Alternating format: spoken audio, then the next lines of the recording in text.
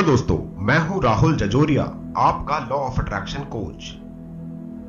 अब तक आपने लॉ ऑफ अट्रैक्शन यानी आकर्षण के सिद्धांत के बारे में बहुत कुछ पढ़ा होगा, बहुत कुछ सुना होगा और बहुत कुछ देखा भी होगा, लेकिन ये आपके लिए वैसा काम नहीं करता जैसा कि आपने अब तक पढ़ा है, सुना है या फिर देखा है। और अगर आप इसे सटीक तरीके से इस्तेमाल नहीं कर पा रहे हैं तो आपको इसे लॉ ऑफ अट्रैक्शन या आकर्षण का सिद्धांत नहीं कहना चाहिए, क्योंकि लॉ यानी कि सिद्धांत वही होता है जिसका आप पूरी तरीके से सटीक आंकलन कर पाए, जिसको हर तरीके से मापा जा सके, जिसमें रत्ती भर भी चूक ना हो।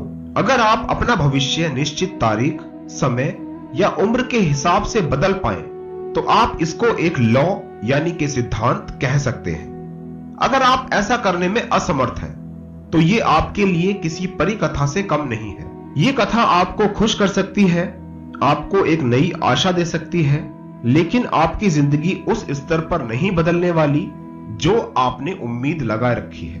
आपको इन लुभावनी कहानियों से बाहर निकलना होगा। आपको यह भ्रम तोड़ना होगा कि आपने एक लॉ यानी कि सिद्धांत को सीख रखा है, क्योंकि यह अब तक कोई सिद्धांत नहीं था। अगर होता तो आपको यह आसान सी बात दूसरों को समझाने में परेशानी नहीं होती। यह उतना ही सरल होता जैसे 2 गुणा 2 4 होता है। अब आपको अगर किसी को यह बात समझानी हो कि 2 और 2 4 होता है तो आपको बहुत ज्यादा तर्कों की आवश्यकता नहीं है।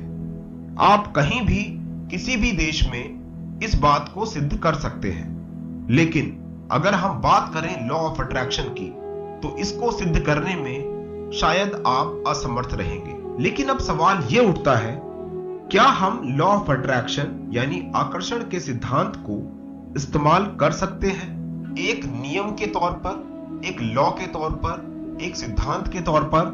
तो जवाब है हां, आप कर सकते हैं। आप ये अब कह पाएंगे कि आपने एक सटीक नियम सीख लिया है जिसके आधार पर आप अपनी जिंदगी को मनचाहे ढंग से बदल पाएंगे। अब आप इस कोर्स में दिए हुए तर्कों, फैक्ट्स के आधार पर दूसरों के सामने भी इस नियम को साबित कर पाएंगे।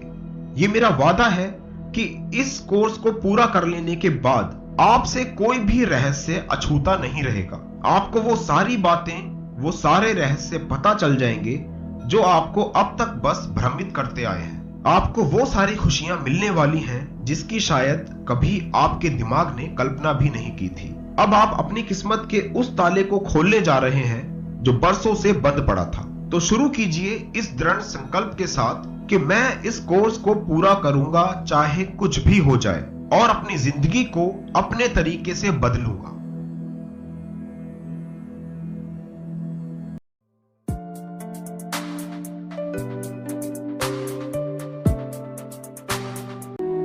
आपके साथ समस्या ये नहीं है कि आप कुछ नहीं जानते। आपकी अज्ञानता आपकी दुश्मन नहीं है, बल्कि ये तो मनुष्य को सरल व जिज्ञासु बनाती है।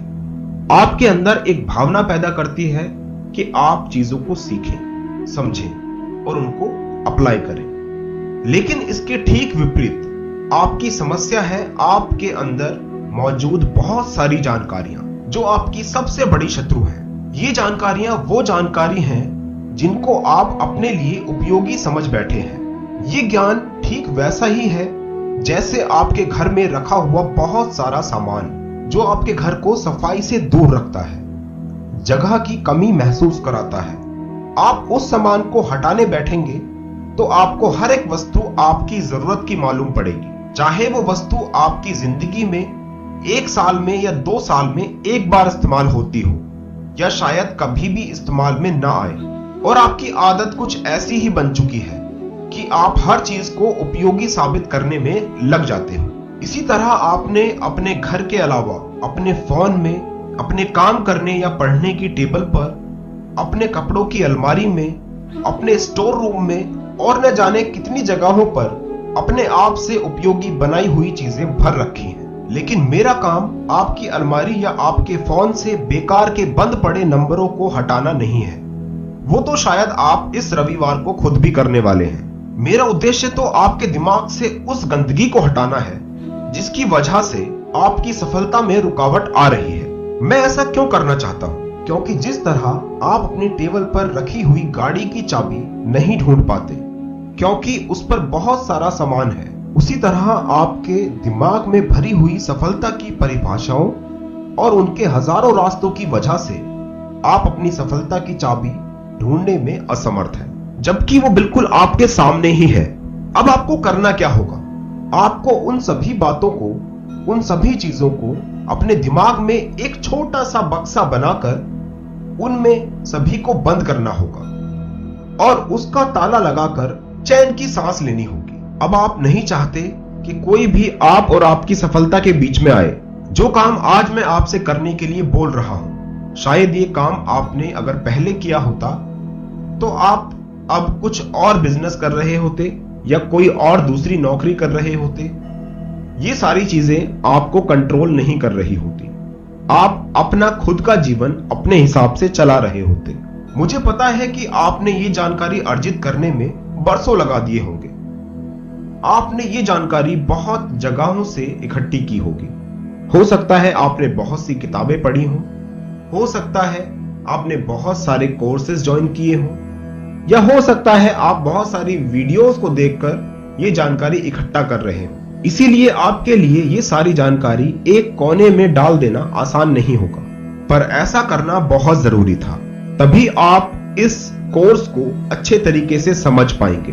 जब तक वो बक्सा बंद रहेगा, जब तक वो सारी बातें उस बक्से के अंदर बंद रहेंगी, तब तक आप इस कोर्स को एक खुले दिमाग से, खुले विचारों से सीख पाएंगे, समझ पाएंगे और आपको कोई भी बाधा नहीं होगी। अब जरा ये जानते हैं कि लॉ ऑफ अट्रैक्शन क्या है, ये आया कहां से है।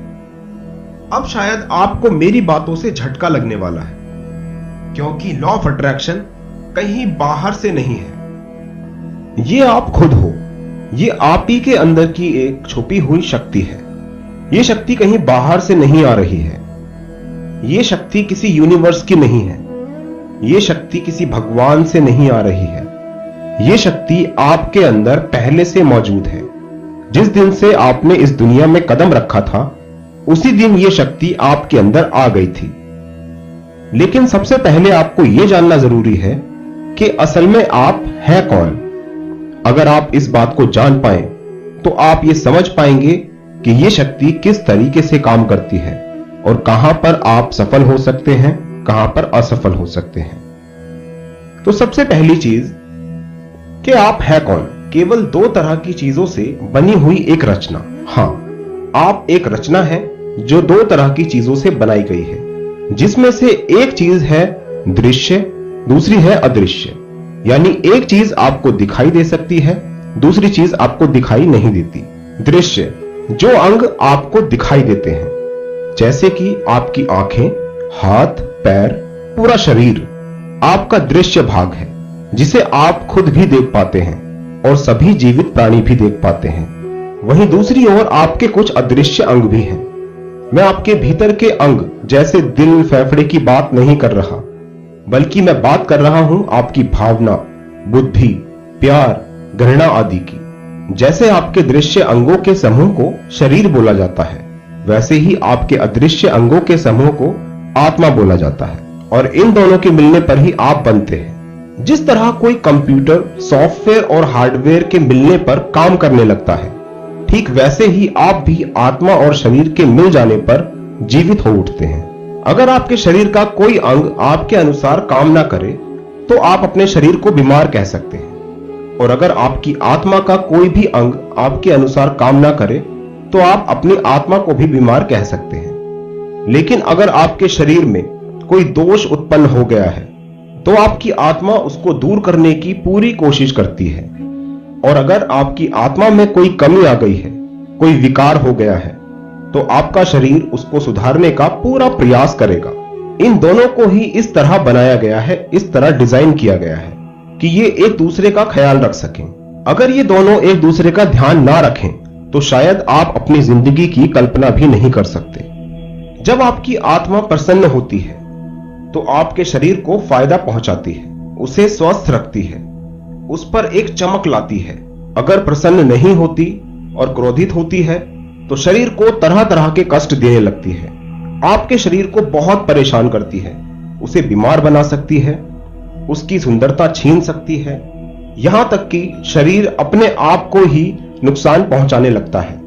जैसे आप लोगों ने देखा होगा कि हम लोग खुद अपनी नसों को काट लेते हैं, अपने शरीर को बहुत ज्यादा पीड़ा देने लगते हैं। ये सभी काम हमसे हमारी आत्मा ही करवाती है। उसी तरह आपका शरीर भी जब आपकी आत्मा से खुश होता है तो वह ऐसे काम करता है जिससे आपकी आत्मा और प्रबल व शक्तिशाली हो जाती है। वहीं अगर आपका शरीर आत्मा से क्रोधित हो, आत्मा से गुस्सा हो, तो उसको पीड़ा पहुंचाने लगता है। वह बहुत सारे गलत कामों को अंजाम देने लगता है, जैसे नशा।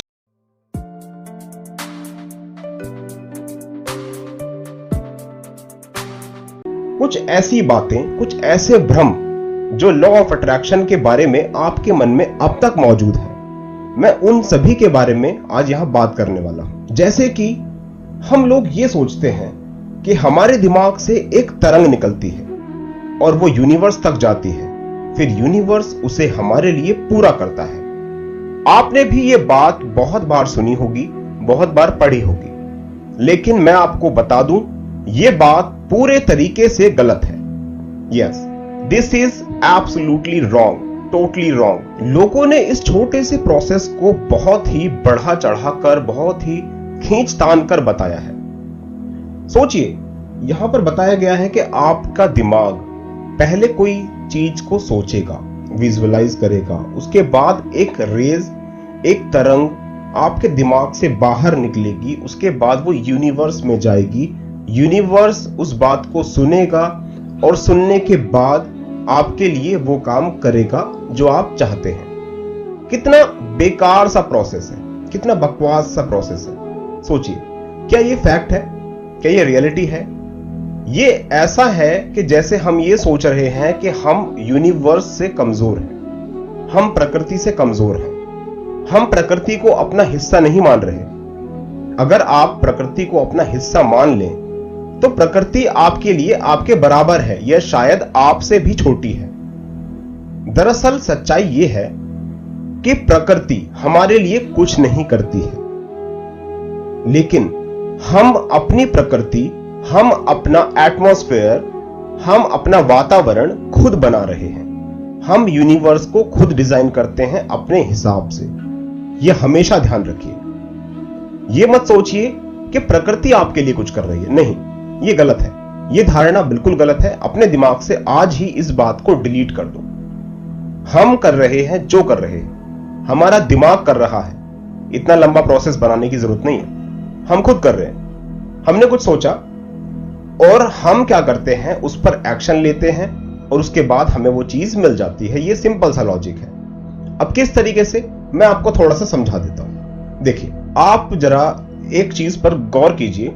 यहां पर प्रकृति की कोई बात ही नहीं है। आपको क्या करना है, आपको एक छोटा सा प्रोसेस फॉलो करना है। अपनी आंखें बंद कीजिए। हाँ, आपको आंखें बंद करनी है, ठीक है, आंखें बंद कर लिया आपने।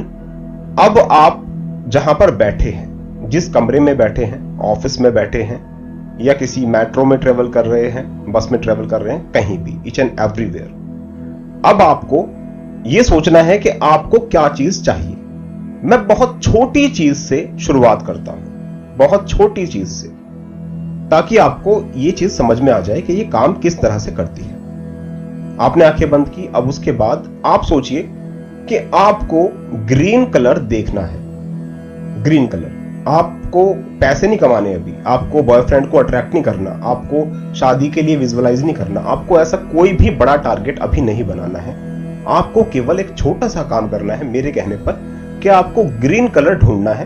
अब अपनी आंखें खोलिए, देखिए जितनी भी चीजें दिखाई दे रही हैं, ढूंढने की जरूरत नहीं है। उन चीजों में से कलर ढूंढने की जरूरत नहीं है। आप बस हर चीज पे एक बार निगाह डालिए और देखिए क्या मैजिक होता है।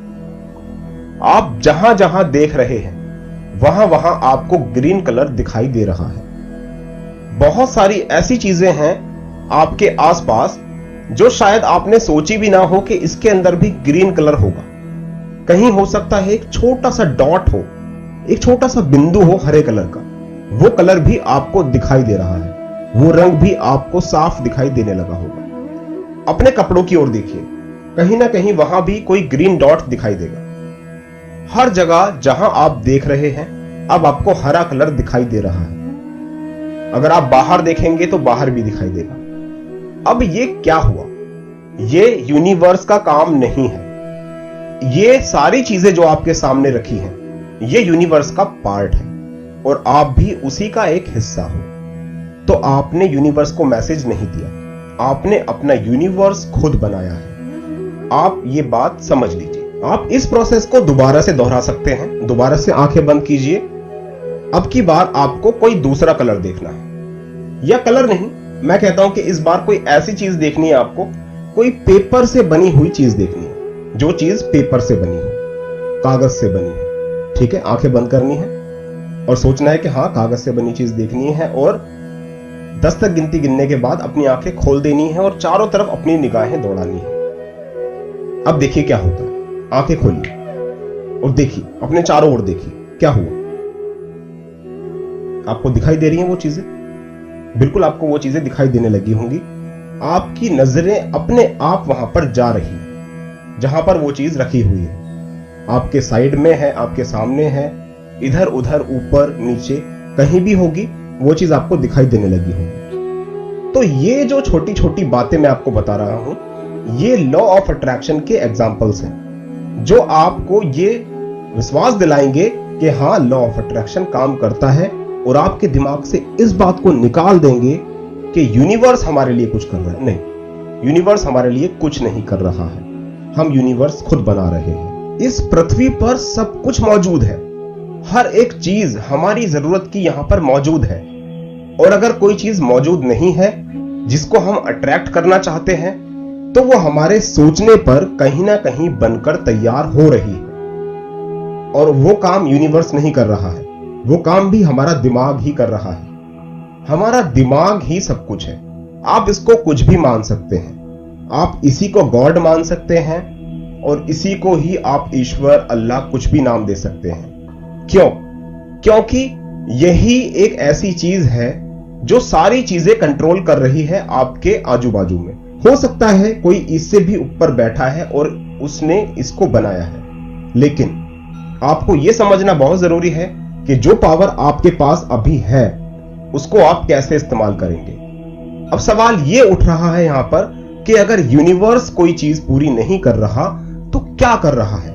कौन सी चीज पूरी कर रही है? हमारी विश क्या पूरा करता है? हमारे शरीर में ऐसी कौन सी चीज है जो पूरा करती है?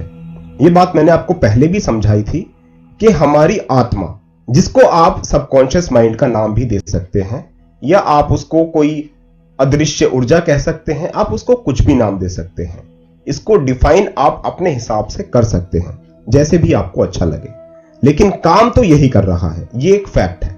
और कभी भी ये बातें सोच के अपने आप को छोटा महसूस मत करना कि हम एक छोटे से इंसान हैं, ये पृथ्वी बहुत बड़ी है, ये यूनिवर्स बहुत बड़ा है, ये ब्रह्मांड बहुत बड़ा है। नहीं, इस धरती पे अगर कोई सबसे पावरफुल चीज है, कोई जाति है, तो वो है इंसान की। सब आपके अंडर में है। Animals, trees, clouds, each and everything I am talking about, सारी चीजें आपके अंडर में है। तो आपको अपने आप को छोटा नहीं समझना है। जब तक आप अपने आप को छोटा समझते रहोगे, तब तब आप नेगेटिव रहोगे, तब तब आप ऊपर वाले को याद करोगे, रोओगे, तब तब आप किसी गुरु के पीछे भागोगे, तब तक आप अपनी कुंडली चेक करवाओगे, तब तक आप बहुत सारी चीजें करोगे, जब तक आप अपने आप को छोटा समझोगे। तो हमेशा ये ध्यान रखना, मेरी बात को गांठ बांध लो कि अगर कोई काम हो रहा है पूरे यूनिवर्स में जो चल रहा है, वो आप खुद कर रहे हो। अपना यूनिवर्स, अपनी दुनिया आप खुद क्रिएट कर रहे हो। गारंटेड ये बात आपको एक दिन जरूर समझ में आएगी कि आप अपना यूनिवर्स खुद क्रिएट करते हो। अब बात करते हैं दूसरे भ्रम के बारे में, जो किस्मत में है वही मिलेगा। अक्सर ये बात आप लोग भी सुनते होंगे और मुझे ये बात सुनते सुनते बुढ़ापा आने वाला है। हर बार मैं ये बात सुनता हूं, हर जगह ये बात सुनता हूं, अपनी सेमिनार्स में, मेल्स पर, व्हाट्सएप पर, हर जगह। ये लोग कौन हैं जो ऐसी बातें फैला रहे हैं? क्या ये लोग जानते हैं किस्मत के बारे में? क्या इन लोगों ने किस्मत लिखी है या इनके सामने किस्मत लिखी गई थी?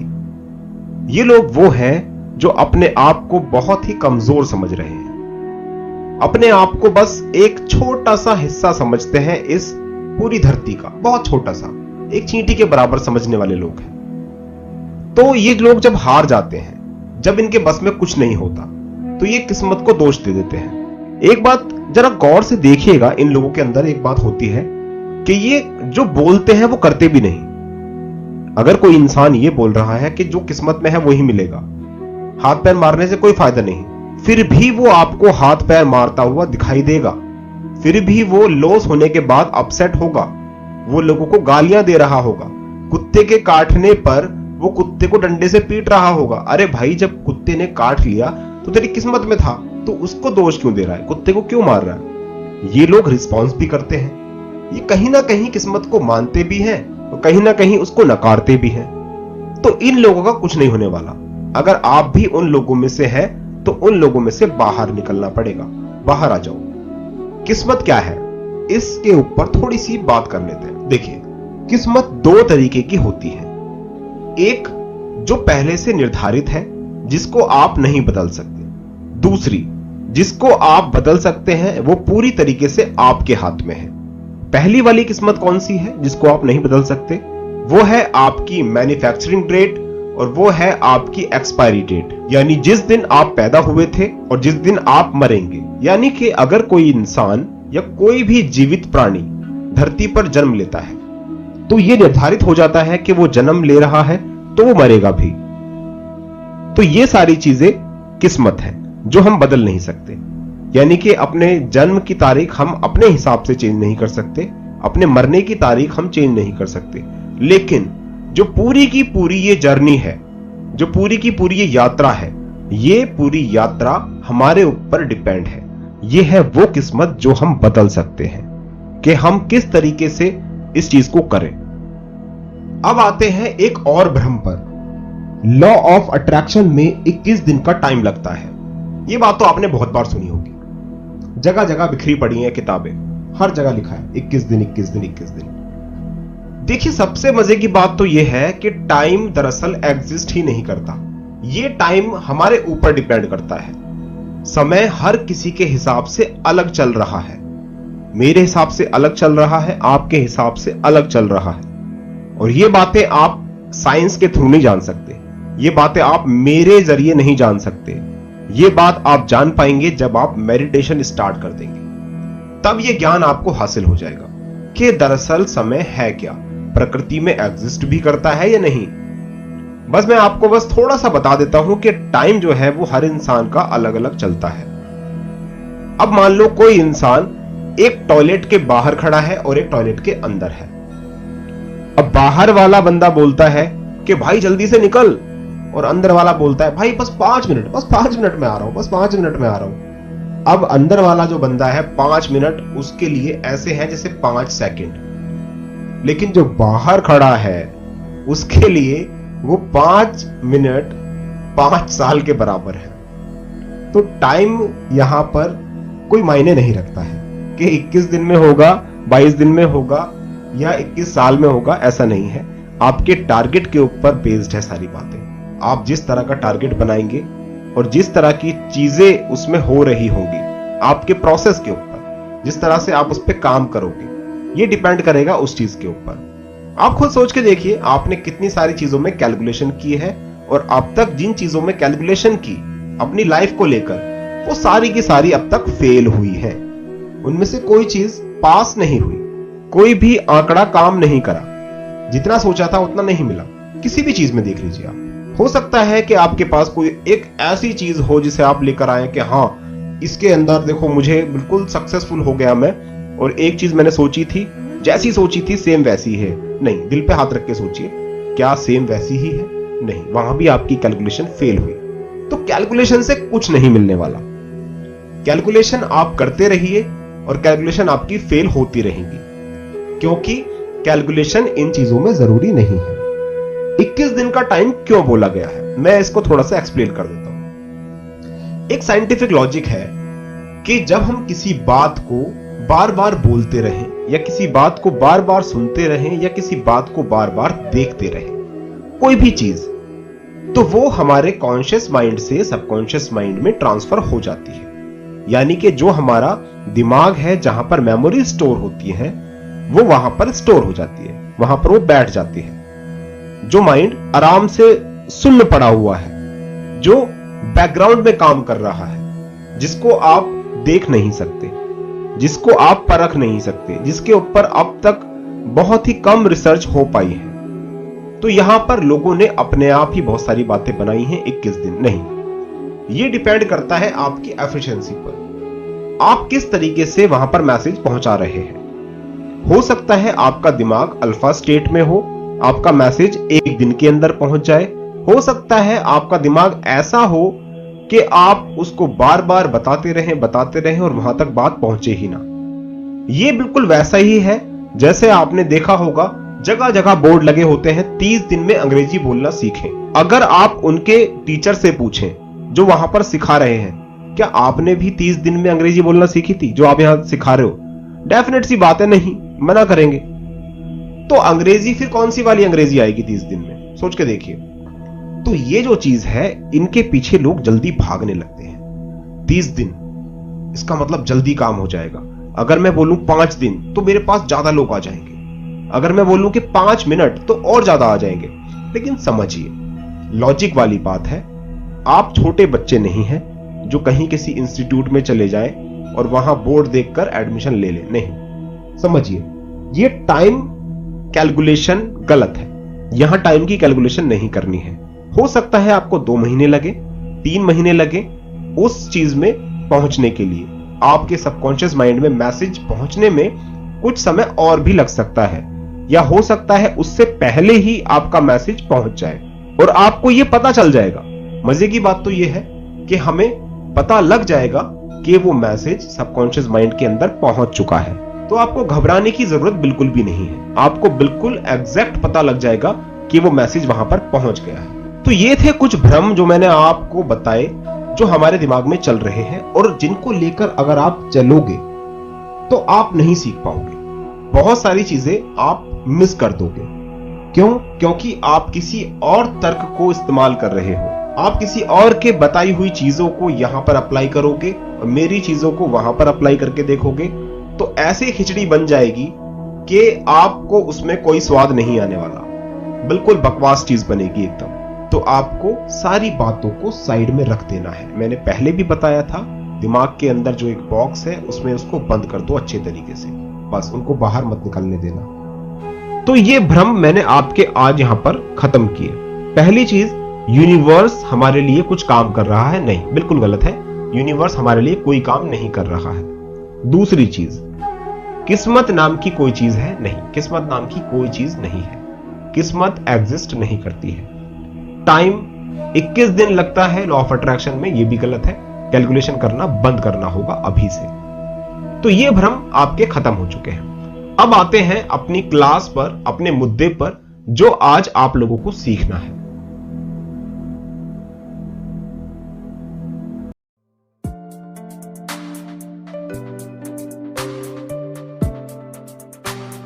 हेलो दोस्तों, मैं हूं राहुल जजोरिया, आपका लॉ ऑफ अट्रैक्शन कोच। आज का चैप्टर है टारगेट के ऊपर। आपको लक्ष्य बनाने हैं। आपको सीखना है कि लक्ष्य किस तरह निर्धारित किए जाते हैं। उसके लिए मैं आपको बहुत सारी ऐसी बातें बताऊंगा कि आपका लक्ष्य किस तरह का होना चाहिए और आपको क्या क्या बातें ध्यान में रखनी चाहिए। टारगेट बनाना क्यों जरूरी है? लॉ ऑफ अट्रैक्शन के अंदर टारगेट बनाना इसलिए जरूरी है क्योंकि अगर आपके पास एक लक्ष्य नहीं होगा कि आपको दरअसल करना क्या है, तो वहां पर आपके बहुत सारे लक्ष्य अपने आप आपका दिमाग बना लेता है। मान लीजिए आप परेशानी में हैं और आपको पैसों की जरूरत है, तो आपने कोई लक्ष्य तो बनाया नहीं कि कैसे कमाने हैं। जॉब से कमाने हैं, बिजनेस से कमाने हैं, चोरी करूंगा, डाका डालूंगा, उधार लूंगा, कैसे होगा? आपकी प्रॉब्लम तो सॉल्व हो जाएगी, धीरे धीरे आपकी प्रॉब्लम सॉल्व हो जाएगी, क्योंकि लॉ ऑफ अट्रैक्शन तो कहीं ना कहीं काम कर रहा है बैकग्राउंड में, चाहे वो अनजाने में कर रहा हो। लेकिन आपने खुद ये निर्धारित नहीं किया कि आपको पैसे किस जरिए से कमाने हैं। आपको एक अच्छा बिजनेसमैन बनना है या अच्छी जॉब करनी है, तो क्या होगा? तो कुछ भी गलत होने के चांसेस यहां पर 99% होते हैं। अगर आपका कोई टारगेट नहीं है, तो ये ध्यान रखिए, ये ठीक वैसा ही है जैसे आपने एक खेत खरीद लिया और वहां पर आपने ये सोचा ही नहीं कि इसमें बोना क्या है, बस बैठे रहे। अब खेत है तो खेत के अंदर तो कुछ ना कुछ उगना ही है, मिट्टी उपजाऊ है तो कुछ ना कुछ उगेगा, उसमें घास फूस उग जाएगी, बहुत सारी गलत झाड़ियां उग जाएंगी जो आप नहीं चाहते कि उगे। आप उसमें बीज भी बो सकते हैं अपने हिसाब से, गेहूं बो सकते हैं, गन्ने बो सकते हैं, अलग अलग तरह की खेती कर सकते हैं, फूल बो सकते हैं। लेकिन अगर आप उसमें कुछ नहीं बोते हैं तो उसमें कुछ ना कुछ तो अपने आप ही उग जाएगा। ये डेफिनेट सी बात है, ये चीज तो आपको समझनी ही होगी, इसमें तो कोई रॉकेट साइंस नहीं है। तो इसी तरीके से आपको टारगेट बनाना बहुत जरूरी है। अब टारगेट बनाया कैसे जाता है? टारगेट बनाने के लिए आपको कौन कौन सी बातों का ध्यान रखना है, किन बातों का ध्यान रखने पर टारगेट आपका बन जाएगा? टारगेट बनाने के लिए आपको 5 बातें ध्यान रखनी है। सबसे पहली चीज, वास्तविकता, रियलिटी, यानी कि जो आप टारगेट बना रहे हैं वो रियल होना चाहिए, वो साकार होने लायक होना चाहिए। ऐसा ना हो कि आपने कोई ऐसा टारगेट बना लिया जो असल में पॉसिबल ही ना हो। एक मैं आपको बात बताता हूं, कुछ टाइम पहले एक बंदा था मेरे पास, उसकी कॉल आई तो उसने कोर्स ज्वाइन करने के लिए कहा। मैंने कहा ठीक है, पहले मुझे बताइए कि आपका टारगेट क्या है, किस तरीके से आप क्या क्या चीजें पाना चाहते हैं। तो उन्होंने कहा कि एक लड़की थी, मैं उससे बहुत प्यार करता था, अब वो मेरी लाइफ में नहीं है, अब मैं चाहता हूं कि उसको दोबारा से अट्रैक्ट करूं। मैंने बस बहुत जल्दबाजी की और मैंने कहा ठीक है, ओके, कोई दिक्कत नहीं है, आप कोर्स परचेज करें और उसके बाद आपको हेल्प मिलेगी। अब उस बंदे ने मेरा दिमाग घुमा के रख दिया। जब उसने मुझसे बात की, पहले सेशन में उसने मुझे हिला दिया। उसने कहा कि सर वो मेरी लाइफ में कैसे आएगी? मैंने कहा कि अच्छा ये बताओ कि वो आपसे कितनी दूर रहती है और क्या करती है, उसके बारे में बेसिक नॉलेज में ले रहा था। उसने मुझे बताया सर वो इस दुनिया में नहीं है।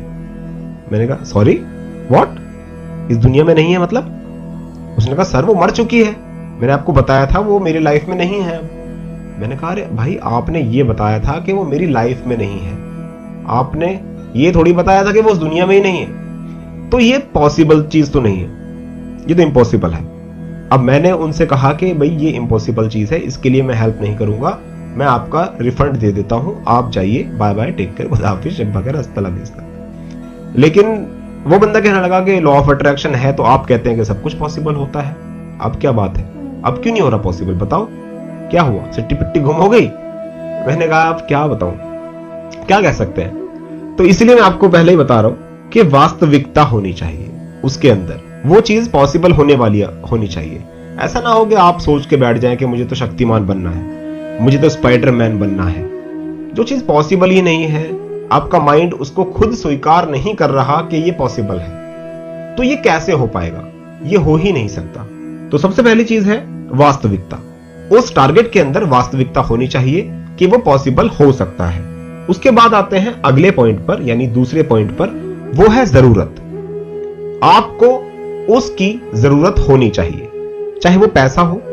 आपने एक टारगेट बनाया हुआ है कि मुझे 2 करोड़ कमाने हैं, 5 करोड़ कमाने हैं या 5 लाख कमाने हैं, तो वहां पर अब सबसे पहली चीज यह है कि आपकी जरूरत होनी चाहिए उस पैसे को कमाने के लिए। एक इच्छा नहीं होनी चाहिए।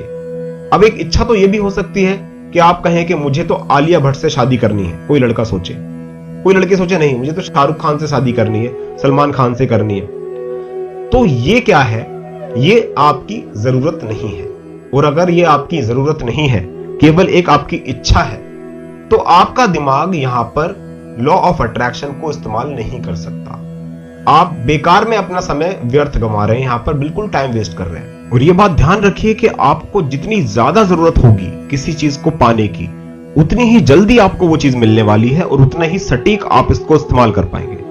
ये ध्यान रखिए। तीसरी चीज है जो आपको ध्यान रखनी है, वो है कि आप कोई ना कोई कमिटमेंट करें। आप वादा करें किसी न किसी इंसान के लिए या किसी न किसी इंसान से कि आपको अगर ये टारगेट मिल जाएगा तो आप ये जरूर करेंगे। कुछ भी हो सकता है, डोनेट करना हो सकता है, या हो सकता है आप अपने पेरेंट्स को ये कमिटमेंट कर दें कि आपको मैं ये चीज लेकर दूंगा, या आप अपने छोटे बहन भाई को बोल दें कि आपको ये फोन दिलाएंगे। आप अपने फ्रेंड को या किसी को भी, या किसी गरीब आदमी को आप बस ये बोल दें कि भाई तेरे लिए मैं ये खर्चा करूंगा। किसी छोटे बच्चे को पकड़कर बोलें, किसी गरीब बच्चे को, कि आज से तेरी पढ़ाई का जिम्मा मेरा रहेगा। तो ये कमिटमेंट अगर आप कर दें तो इसके साथ एक ऐसी सुपर पावर जुड़ जाएगी, ये ध्यान रखिएगा हमेशा। ये पावर ऐसी है, इसे बोलते हैं ग्रेटिट्यूड पावर। ये ग्रेटिट्यूड पावर मैं आपको आने वाली क्लासेस में समझाऊंगा डीपली इसको कि ये क्या है, लेकिन अभी आप बस ये समझ लीजिए कि टारगेट बनाने में भी इसका एक योगदान है। अगर आप टारगेट बना रहे हैं तो एक कमिटमेंट जरूर करें कि मैं अगर ये प्राप्त कर लूंगा, if I had this thing then I would do so. तो ये कमिटमेंट आपके लिए बहुत जरूरी है, जरूर करनी है ये चीज, ये ध्यान रखिए अगर कुछ पाना है तो। उसके बाद आ जाते हैं अगले टॉपिक पे, वो क्या है? अपने ऊपर भरोसा। अगर आप कोई टारगेट बना रहे हैं तो अपने ऊपर एक छोटा सा भरोसा जरूरी है कि मैं इसको कर भी लूंगा या नहीं, ये पॉसिबल है या नहीं है। तो आप अपने ऊपर भी एक ट्रस्ट करें कि हां मैं इस चीज को कर लूंगा। आप जिस भी बिजनेस में हैं आप उसके हिसाब से ही सोच रहे हैं कि हां मुझे कुछ कमाना है, तो आप सोच लीजिए कि आपके अंदर वो काबिलियत है, वहां तक पहुंचने की काबिलियत है। हो सकता है आपके अंदर वहां पहुंचने की काबिलियत ना हो, लेकिन आप टारगेट बनाकर बैठ जाएं और सारी चीजों को अप्लाई करें। वास्तविक भी है, आपकी जरूरत भी है, आपने वादा भी कर दिया, आपने कह दिया कि मैं तो हजारों लोगों को खाना खिलाऊंगा जितने गरीब लोग हैं। ये सारी चीजें सही है, लेकिन आपको भरोसा नहीं है। आपका ट्रस्ट भी होना चाहिए, अपने ऊपर होना चाहिए, एक बिलीव होना चाहिए कि हां मैं इसको कर सकता हूं, मेरे अंदर ये काबिलियत तो है। अब उसके बाद आते हैं लास्ट चीज पर, वो है बदलाव के लिए तैयार रहना। ये बहुत जरूरी बात है दोस्तों, इसको छोड़ देते हैं हम हमेशा, इसको ध्यान से समझिए। बदलाव के लिए तैयार रहना क्या है? बदलाव, अगर मान लीजिए आप किसी बिजनेस में हैं और वो बिजनेस आपको हर महीने 1 लाख या 2 लाख रुपए कमा के दे सकता है, इससे ज्यादा कमाने की उस बिजनेस की औकात नहीं है, ये समझिए। वो बिजनेस आपको इससे ज्यादा नहीं दे सकता, लेकिन आपने एक टारगेट बना लिया है कि मैं तो 5 करोड़ रुपए महीना ही कमाऊंगा। आपने टारगेट बना लिया, तो अब लॉ ऑफ अट्रैक्शन तो काम करना शुरू कर देता है। यहां पर आपने टारगेट बनाया, उसके बाद जो भी चीजें हैं वो सारी धीरे धीरे करने लगे, आप विजुअलाइज करने लगे, मेडिटेशन करने लगे, उसके बाद ग्रेटिट्यूड आपने फॉलो किया, सारी चीजें आप कर रहे हैं, लेकिन आप बदलाव के लिए तैयार नहीं हैं। अगर ये सारी चीजें काम करने लगी तो आपको वो बिजनेस छोड़ना ही पड़ेगा। आप अगर ना चाहें तब भी छोड़ना पड़ेगा। अब हो सकता है कि आपने जो टारगेट बनाया वो बहुत बड़ा है, वो बिजनेस आपको पैसा नहीं दे सकता, तो क्या होगा? तो वो बिजनेस आपका बंद हो जाएगा, उसमें लॉस होने लगेगा। आपका दिमाग कहेगा कि मुझे कोई और बिजनेस कर लेना चाहिए। आपका दोस्त आएगा और बोलेगा यार क्या कर रहा है, पूरे दिन यहां बैठा रहता है इस ऑफिस में, कुछ मिल रहा है तेरे को? यहां कुछ नहीं मिल रहा, एक काम कर, मैं तेरी बात कराता हूं या मेरे साथ चल और मैं तुझे बताता हूं कि कैसे पैसे कमाए जाते हैं। अब वो आपको दूसरे बिजनेस में लेके जाएगा और वहां पर आप हो सकता है वो टारगेट अचीव कर ले, क्योंकि प्रोसेस तो आपका ये है कि आपको वहां तक पहुंचना है, 5 करोड़ तक पहुंचना है या 5 लाख तक पहुंचना है, लेकिन वो बिजनेस आपको वो चीज नहीं दे रहा था। तो जो चीजें आपके टारगेट में बाधा होंगी वो चीजें हटती जाएंगी, इसीलिए आपको बदलाव के लिए तैयार रहना है। वो कोई भी चीज हो सकती है। अगर मान लीजिए आप एक लड़की हैं और आपका बॉयफ्रेंड आपको पैसे नहीं कमाने दे रहा, आपको रोक रहा है, आपको परेशान कर रहा है, या आप इतनी बातें करते हैं कि अपने बिजनेस पर या अपनी जॉब पर फोकस नहीं कर रहे हैं, तो वो बॉयफ्रेंड किनारे हो जाएगा, कैसे ना कैसे करके वो अलग हो जाएगा, ये ध्यान रखिए, तभी आप टारगेट पर पहुंचेंगे। तो जितनी भी बाधाएं आपके बीच में हैं वो सारी की सारी हटती जाएंगी। तो इस बदलाव के लिए भी आपको तैयार रहना है। जो भी चीजें होंगी बीच में वो सब हट जाएंगी, अब चाहे वो अच्छी हो या बुरी हो, लेकिन आपका दिमाग आपसे बेहतर समझता है, वो आपका सबकॉन्शियस माइंड आपसे बेहतर इस बात को समझता है कि आपके लिए क्या अच्छा है क्या बुरा है, क्योंकि आपने जो टारगेट बनाया है वो तो पूरा ही होके रहेगा। तो इसीलिए ये ध्यान रखिए कि बदलाव होंगे, बदलाव के लिए तैयार होकर बैठना है। अगर नहीं बैठे तो डीमोटिवेट हो जाओगे, नेगेटिव हो जाओगे, बहुत परेशान हो जाओगे।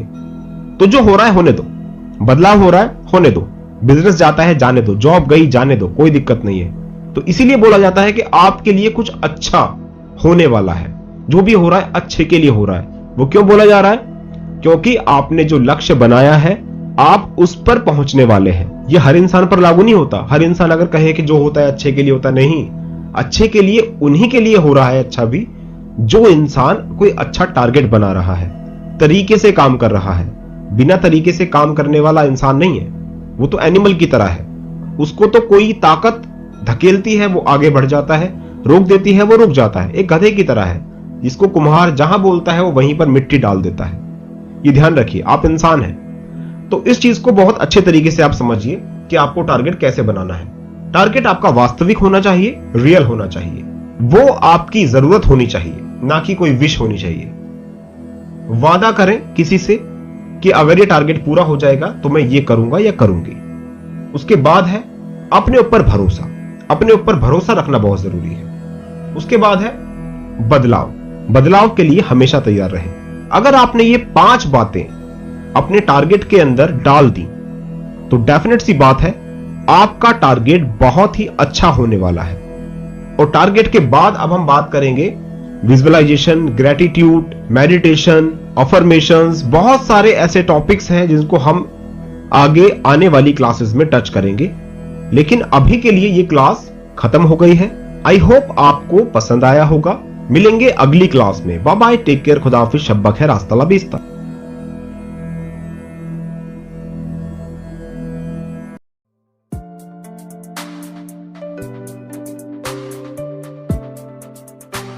आज हम सीखने वाले हैं कल्पना की शक्ति यानी कि visualisation. Visualisation law of attraction के अंदर एक बहुत अहम भूमिका निभाता है।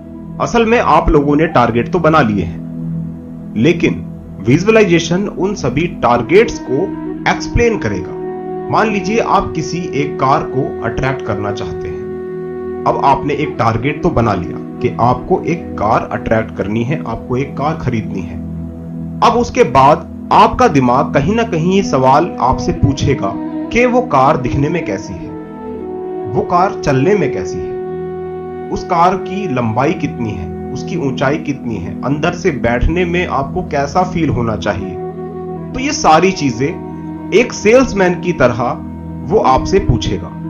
तो बस आप इसको यही समझ लीजिए कि जैसे हम किसी चीज को खरीदने पर एक सेल्समैन को, या जब ऑनलाइन हम कोई चीज खरीदते हैं तो वहां पर डिस्क्रिप्शन में देखते हैं कि वो चीज कैसी है, और माइंड में एक चीज सोच कर जाते हैं कि हमें इस तरह की चीजें चाहिए, हमें ये फीचर्स चाहिए, हमें इस तरह की कॉन्फ़िगरेशन चाहिए।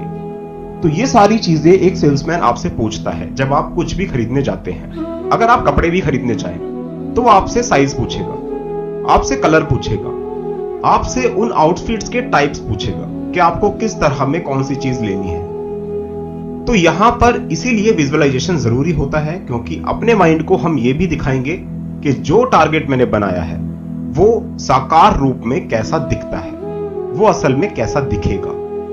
तो ये इसलिए जरूरी है। तो आज हम सीखेंगे कि विजुअलाइजेशन कैसे बनाया जाता है। एक अच्छा विजुअलाइजेशन क्रिएट करने के लिए एक बहुत ही सिंपल सी टेक्निक है। आपको विजुअलाइजेशन लिखना है।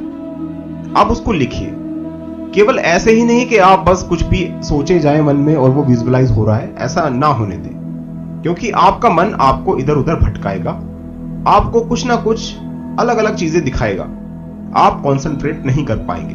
तो आप इसको लिख कर करें। तो लिखने की जो टेक्निक है वो सबसे बेहतर है।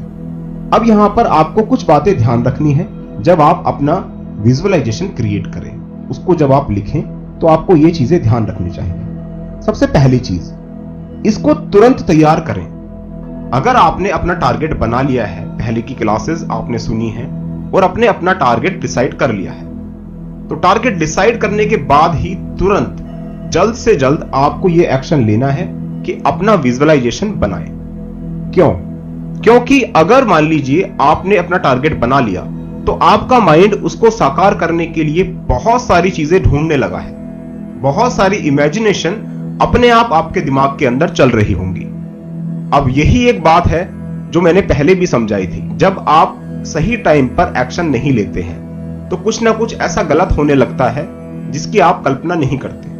मान लीजिए आप एक बस के अंदर चढ़े या किसी मेट्रो के अंदर ट्रेवल कर रहे हैं और वहां पर बस वो मेट्रो चले जा रही है और वो बस चले जा रही है, आप उसके अंदर बैठे हैं। आपको ये नहीं पता कि आपको कौन से स्टेशन पर उतरना है, आपने अपने माइंड में सोचा ही नहीं है कि कहां पर उतरना है। तो मेट्रो या बस कोई भी सवारी हो वो आपको आगे लेती जाएगी, बस आपको आगे की ओर ले जा रही है। आपको यही नहीं पता कि कहां पर उतरना है। आपको उतरना था पिछले वाले स्टैंड पे, लेकिन वो आपको आगे ले गई। क्यों ले गई? क्योंकि आप चाहे कुछ सोचे ना सोचे, वो तो बस चलती जाएगी, वो तो बस चल रही है। उसी तरीके से आपका दिमाग भी बस चल रहा है, वो कभी शांत नहीं बैठता, ना तो दिन में ना रात में। आप सो जाते हैं फिर भी वो काम कर रहा है। अगर आपने कोई अच्छा सा विजुअलाइजेशन क्रिएट नहीं किया तो आपका दिमाग तो आपको कहीं ना कहीं पहुंचा कर ही रहेगा। आपका दिमाग आपको कहीं भी ले जाकर छोड़ सकता है। तो उससे बेहतर है कि आप उसको खुद बताएं, खुद ये निर्देश दें कि मुझे कहां जाना है, मुझे किस तरीके से वहां जाना है। तो ये चीज बहुत जरूरी है, इसलिए आपको ये काम तुरंत करना है, जल्द से जल्द करना है, इसमें डिले नहीं करना चाहिए। उसके बाद आते हैं सेकंड बात पर, और वो अगली बात ये है कि हर बार एक ही विजुअलाइजेशन करना जरूरी है। विजुअलाइजेशन एक ही करना क्यों जरूरी है? क्योंकि आपका माइंड किसी एक चीज को अगर बार बार सुनता है या बार बार देखता है या बार बार पढ़ता है तो वो उसको एब्जॉर्ब कर लेता है, वो अपने अंदर फीड कर लेता है, अपने अंदर स्टोर कर लेता है। अगर एक ही बात बार बार दोहराई जाए तो, अब मैंने कहा एक ही बात, इसका मतलब यह है उसमें रत्ती भर भी बदलाव नहीं होना चाहिए। ऐसा ना हो कि आप कभी तो किसी और चीज के बारे में सोच रहे हैं, कभी किसी और चीज के बारे में सोच रहे हैं। इसको थोड़ा सा और डीपली समझते हैं। जैसे मान लीजिए कि आपने कोई विजुअलाइजेशन क्रिएट किया, आपने लिखा कि मुझे इस तरह का लड़का चाहिए, ठीक है, किसी लड़की के लिए बता रहा हूं। कोई लड़की है, वो विजुअलाइज कर रही है और उसने सोचा कि मुझे इस टाइप का लड़का चाहिए, या पर्टिकुलर कोई उसका बॉयफ्रेंड है, वो चाहती है कि उससे ही शादी करनी है, ठीक है। तो अब वो लड़की उसके बारे में सोच रही है, उसको देख रही है, विजुअलाइजेशन में उसने क्रिएट कर लिया।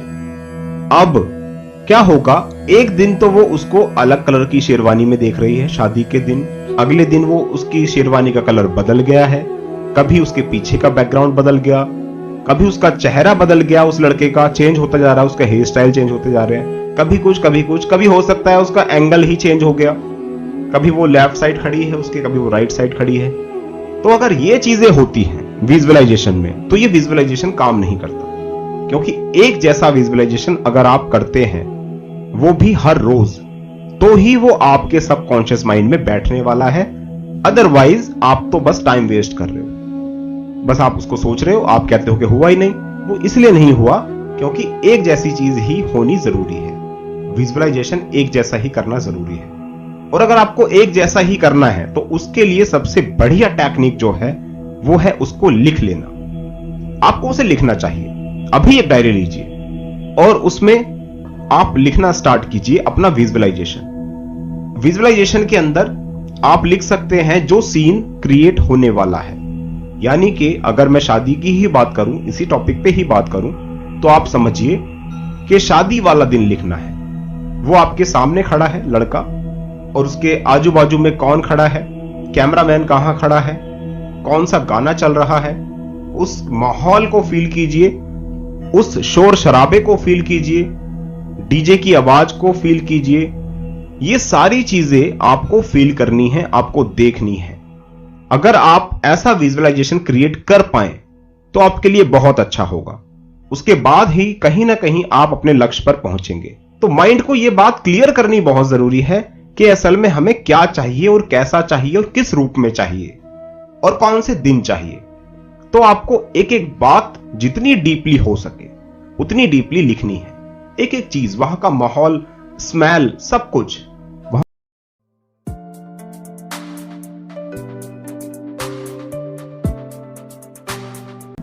अब यहां पर हम लोग बात करने वाले हैं कि विजुअलाइजेशन करना कैसे है, कब करना है और क्या क्या चीजें हमें ध्यान रखनी है जब हम विजुअल करें। सबसे पहली चीज जो आपके दिमाग में आती है कि हमें ये किस समय पर करना है और ये हमें कितने दिनों तक करना है। मैं आपको बताऊं कि ये आपको दिन में 2 बार जरूर करना है।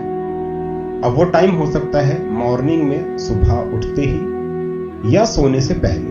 ये टाइम मैं हमेशा लोगों को सजेस्ट करता हूं क्योंकि इन समय पर हमारा दिमाग एक अलग अवस्था में होता है। अल्फा स्टेट में ज्यादातर हमारा दिमाग होता है। तो यहाँ पर ये टाइम बहुत अच्छे होते हैं। आप जब सोते हैं और मॉर्निंग में उठने के बाद आप सबसे पहला काम ये कर सकते हैं, और सोने से पहले जब आपका दिमाग बिल्कुल शांत हो जाए, जब आपको लगे कि बस अब तो सोने का काम है और कोई काम नहीं रह गया है हमारे लिए, तो इसको आराम से विजुअल कर सकते हैं। आप लेटे हुए इसको कर सकते हैं, बैठते हुए कर सकते हैं, आप इसको जैसे भी अवस्था में करना चाहें कर सकते हैं। तो पहली चीज तो यही हो गई कि आपको ये विजुअल करना है दिन में 2 बार।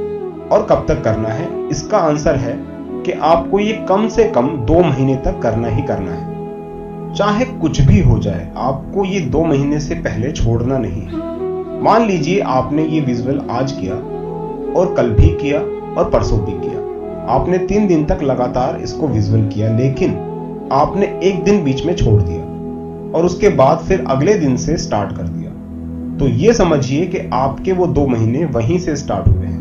आपने अभी से जो विजुअल करना शुरू किया था वो उसमें काउंट नहीं होगा। आपको लगातार कम से कम 2 महीने तो करना ही करना है। उसके बाद आप इसको थोड़ा कम कर सकते हैं, एक टाइम कर सकते हैं, एक दिन छोड़ के कर सकते हैं, लेकिन अभी आपको ये 2 बार करना ही करना है। इससे ज्यादा आप अगर करें तो आपके लिए ही अच्छा होगा। आप इसको दिन में 10 बार 12 बार जितनी बार भी विजुअल कर सकें, जितना आपके पास टाइम हो उतनी बार इसको करें, लेकिन 2 बार तो आपको मिनिमम करना ही करना है। अगर 1 बार विजुअल करते हैं तो भी काम नहीं बनेगा, 2 बार करना ही होगा, और वो भी 2 महीने तक। ये हमेशा ध्यान रखिए। अब आते हैं दूसरी चीज पर कि विजुअलाइजेशन करने के लिए क्या क्या चीजें आपको ध्यान रखनी है। इसके बाद है हाइजीन। आपका हाइजीन रहना बहुत जरूरी है एक विजुअलाइजेशन करने के लिए, लॉ ऑफ अट्रैक्शन को इस्तेमाल करने के लिए। अब यहाँ पे हाइजीन का मतलब है आपको साफ सुथरा रहना है। हम लोग नहाते हैं, हम लोग अच्छे कपड़े पहनते हैं, साफ सुथरे रहते हैं, हाइजीन का मतलब ये है बिल्कुल। लेकिन साथ में जब आप विजुअलाइजेशन करने के लिए बैठें तब आपको क्या चीजें ध्यान रखनी है, तब आपको दोबारा से ये कोशिश करनी है कि आप अपने आप को थोड़ा सा साफ करें। अब किस तरीके से करना है मैं आपको ये प्रोसेस समझा देता हूं। सबसे पहले आपको अपना फेस पानी से धोना है, चाहे ठंड हो या गर्मी हो, आपको ये काम करना ही करना है। अपना फेस धोने के बाद आपको कुल्ला करना है, एक गहरा कुल्ला करना है, हाँ गॉगल करना है। उसके बाद आपको थोड़ा सा पानी अपनी नाक में ले जाके उसकी सफाई करनी है, ये बहुत जरूरी है। उसके बाद जब ये चीजें हो जाएं, अपने हाथों को धोना है। अपने हाथों को आप कम से कम कोहनी तक धोएं और अपने पैरों पर थोड़ा सा पानी लगाएं। अपने पैरों को आप टखनों तक साफ करें। टखनों तक यानी कि जो हमारे पंजे होते हैं पैरों के, उससे ऊपर जो हड्डी होती है, जो जॉइंट होता है हमारा, वहां पर पानी जरूर पहुंचना चाहिए। आप अपने पैरों को, अपने हाथों को, अपने फेस को जब आप साफ करेंगे, उसके बाद आप फील करेंगे कि आपके अंदर एक नई ऊर्जा, नई फ्रेशनेस आ गई है। एक पॉजिटिव एनर्जी का संचार आपके अंदर पूरी तरीके से हो जाएगा। इसको आप फील करेंगे। जब आप इसको करें तो आप इसको खुद महसूस कर सकते हैं। उसके बाद आपको क्या करना है, ये हो गई दूसरी चीज। अब आते हैं तीसरी बात पर कि आपको अब क्या करना है, अगला स्टेप क्या है। अब आते हैं तीसरे पॉइंट पर जो है हेल्दी माइंड। आपका माइंड हेल्दी होना चाहिए उस समय। माइंड की हेल्थ से मेरा मतलब है कि कोई नेगेटिव विचार या कोई ऐसी परेशानी ना हो आपके पास उस समय जिस समय आप विजुअल कर रहे हैं। मान लीजिए आपकी किसी से लड़ाई हो गई और आप उसके 5 मिनट बाद ही विजुअलाइजेशन करने के लिए बैठ गए। नहीं, ऐसा नहीं करना है। अगर आप बहुत गुस्से में हैं, बहुत नेगेटिव हैं या आप बहुत डिप्रेस्ड हैं, उस समय पर विजुअल नहीं करना है। अगर आप इस तरह की कंडीशंस में विजुअलाइजेशन करने की कोशिश करेंगे तो इसका गलत परिणाम निकलेगा। आपको कुछ मिलेगा नहीं, बल्कि आप बहुत कुछ खो दोगे। तो उस कंडीशन में आपको नहीं करना है। अगर आप नेगेटिव हैं, अगर आप किसी से लड़ाई करके आए हैं या बहुत कुछ गलत आपके माइंड में चल रहा है। दूसरी चीज, अगर आप किसी तरह की मेडिसिन ले रहे हैं तो आप उस समय पर इसको ना करें। अगर कोई मेडिसिन रेगुलर है, जो किसी डॉक्टर ने सजेस्ट की है आपको रेगुलरली खाने के लिए, आप उसको रोज खाते हैं, जिसके आप यूज्ड टू हैं, आप उसके हैबिचुअल हैं, उसको आप ले और उस समय पर आप विजुअल कर सकते हैं। लेकिन अगर आप कोई मेडिसिन लेते हैं किसी बीमारी के लिए, एकदम से आज आपकी तबीयत खराब हुई, आपने कोई मेडिसिन ली और आप उसको खा रहे हैं, नहीं, उस समय पर ना करें। आपने स्लीपिंग पिल ली है उस समय पर विजुअल कर रहे हैं, नहीं, उस समय भी नहीं करना है। अगर इस तरह की कंडीशंस हैं, जैसे नेगेटिव है या मेडिसिन ली है, तो वहां पर इसको थोड़ा सा पोस्टपोन करें, थोड़ा सा रुके, उसके बाद करें, या उससे पहले आप कर लें, लेकिन उस समय पर आपको बिल्कुल नहीं करना है। अब इन चीजों के लिए आप क्या कर सकते हैं, अपने माइंड को आप थोड़ा सा और हेल्दी रखने के लिए क्या कर सकते हैं, आप विजुअलाइजेशन से पहले मेडिटेशन की जो टेक्निक्स मैंने बताई थी उनको अप्लाई करें। आप मेडिटेशन करें, ब्रीदिंग एक्सरसाइज जो मैंने बताई थी, उसके बाद फिर आप विजुअल अगर करेंगे तो बहुत अच्छा रिजल्ट मिलेगा आपको। तो ये बहुत जरूरी है। अगर आप हल्का फुल्का नेगेटिव भी फील कर रहे हैं या थोड़ा सा डिप्रेस्ड फील कर रहे हैं, तो इस टेक्निक को करें, बहुत आराम मिलेगा, बहुत अच्छा लगेगा। उसके बाद आप इसको विजुअल कर सकते हैं, बहुत अच्छा रहेगा। अब आते हैं फोर्थ पॉइंट पर। चौथा पॉइंट है हमारा फील द विजुअलाइजेशन। आप उस विजुअलाइजेशन को फील करें, उसको केवल रीड करने की जरूरत नहीं है। आप अगर उसको केवल रीड कर रहे हैं तो वो असर नहीं करने वाला, आपको वो फील भी करना होगा।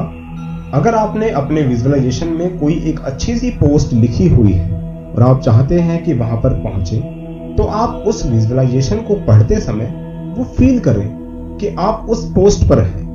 तो उस पोस्ट पर पहुंचने वाला व्यक्ति कैसा फील करेगा, अपने अंदर से वो कैसी फीलिंग रखेगा। आप एक एक चीज उसके अंदर फील कर सकते हैं। अपना ऑफिस, उस ऑफिस की स्मेल कैसी है, उस ऑफिस के अंदर लाइटिंग कैसी है, उस ऑफिस के अंदर का स्टाफ जो है वो किस तरह की बातें कर रहे हैं, वो शोर शराबा, वो माहौल, आप सारी चीजें फील करें तो आपका विजुअलाइजेशन थोड़ा रियल लगने लगेगा। धीरे धीरे हो सकता है आपको दिक्कतें आए, क्योंकि आप एक ऐसी चीज को कर रहे हैं जो कि असल में हो ही नहीं रही है, लेकिन आप उसको प्रेजेंट में इस तरीके से बोल रहे हैं मानो वो सच में हो गई हो। तो कहीं ना कहीं तो आपका जो कॉन्शियस माइंड है वो बोलेगा कि नहीं, ऐसा तो हुआ ही नहीं है, ये तो मेरा बेवकूफ बना रहा है। लेकिन उसका बेवकूफ बनाना तो पड़ेगा, और उसका बेवकूफ जब तक आप नहीं बनाएंगे तब तक आप उस मैसेज को अपने सबकॉन्शियस माइंड तक नहीं पहुंचा सकते।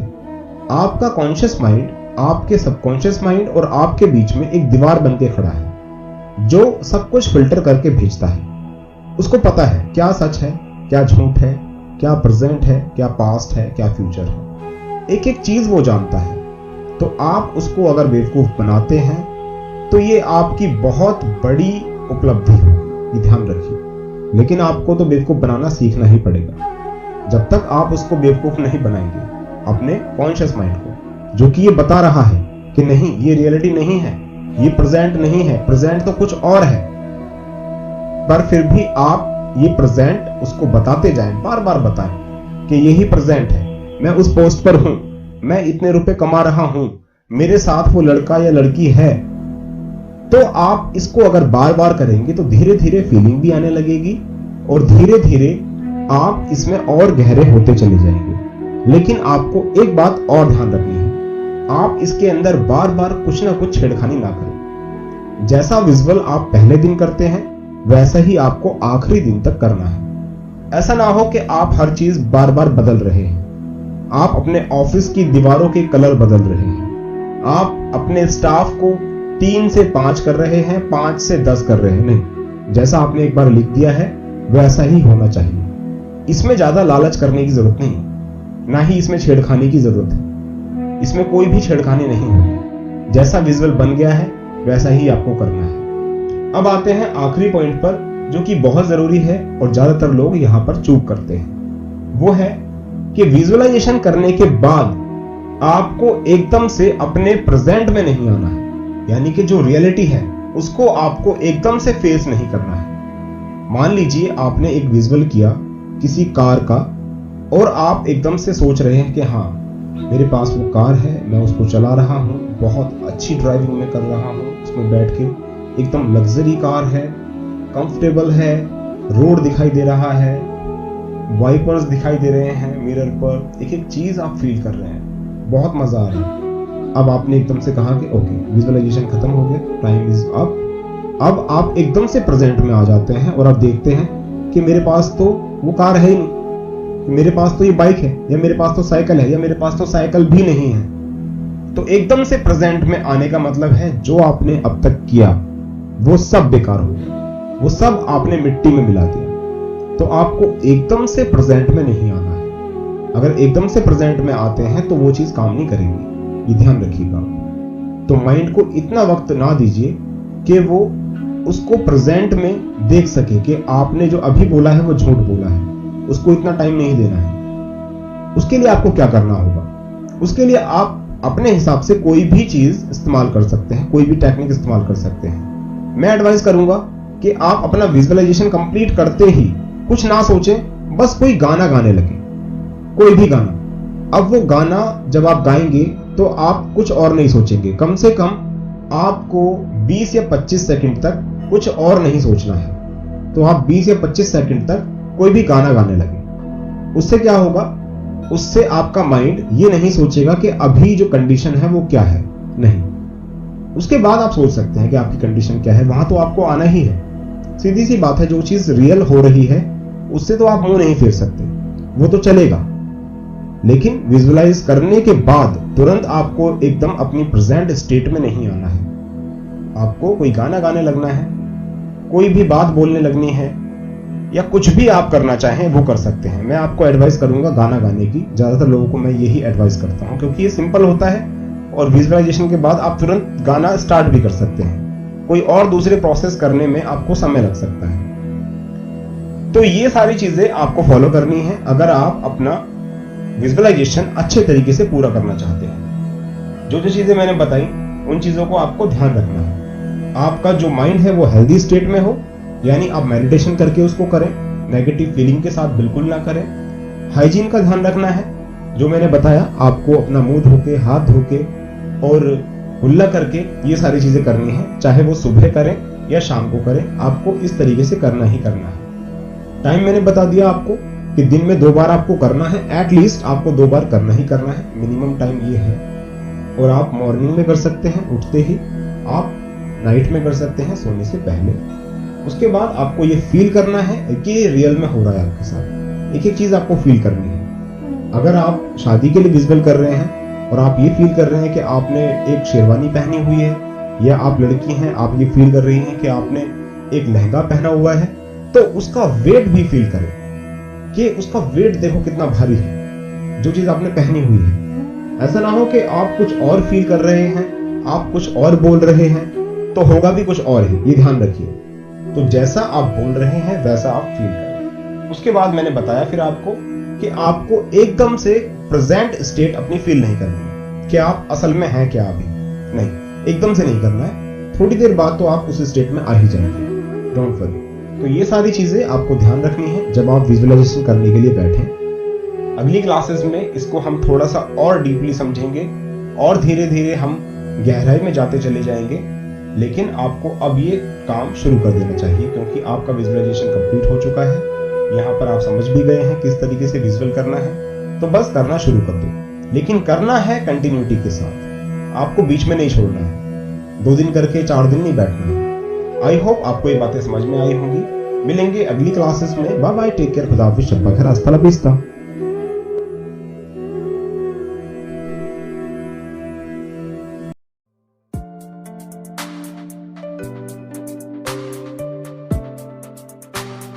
दोस्तों, हमने विजुअलाइजेशन भी सीख लिया, टारगेट भी बना लिया, बहुत सारी चीजें हमने कर ली हैं। लेकिन आज इस क्लास में हम सीखेंगे basic of meditation.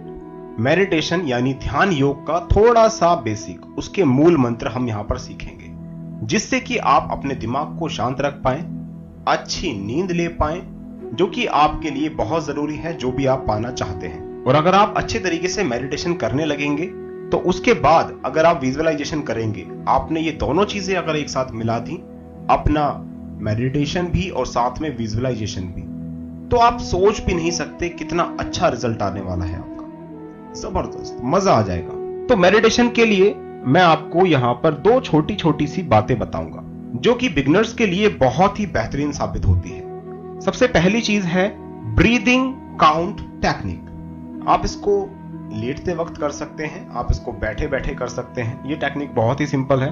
Breathing count technique बिल्कुल सही, जैसा इसका नाम है वैसा ही ये है।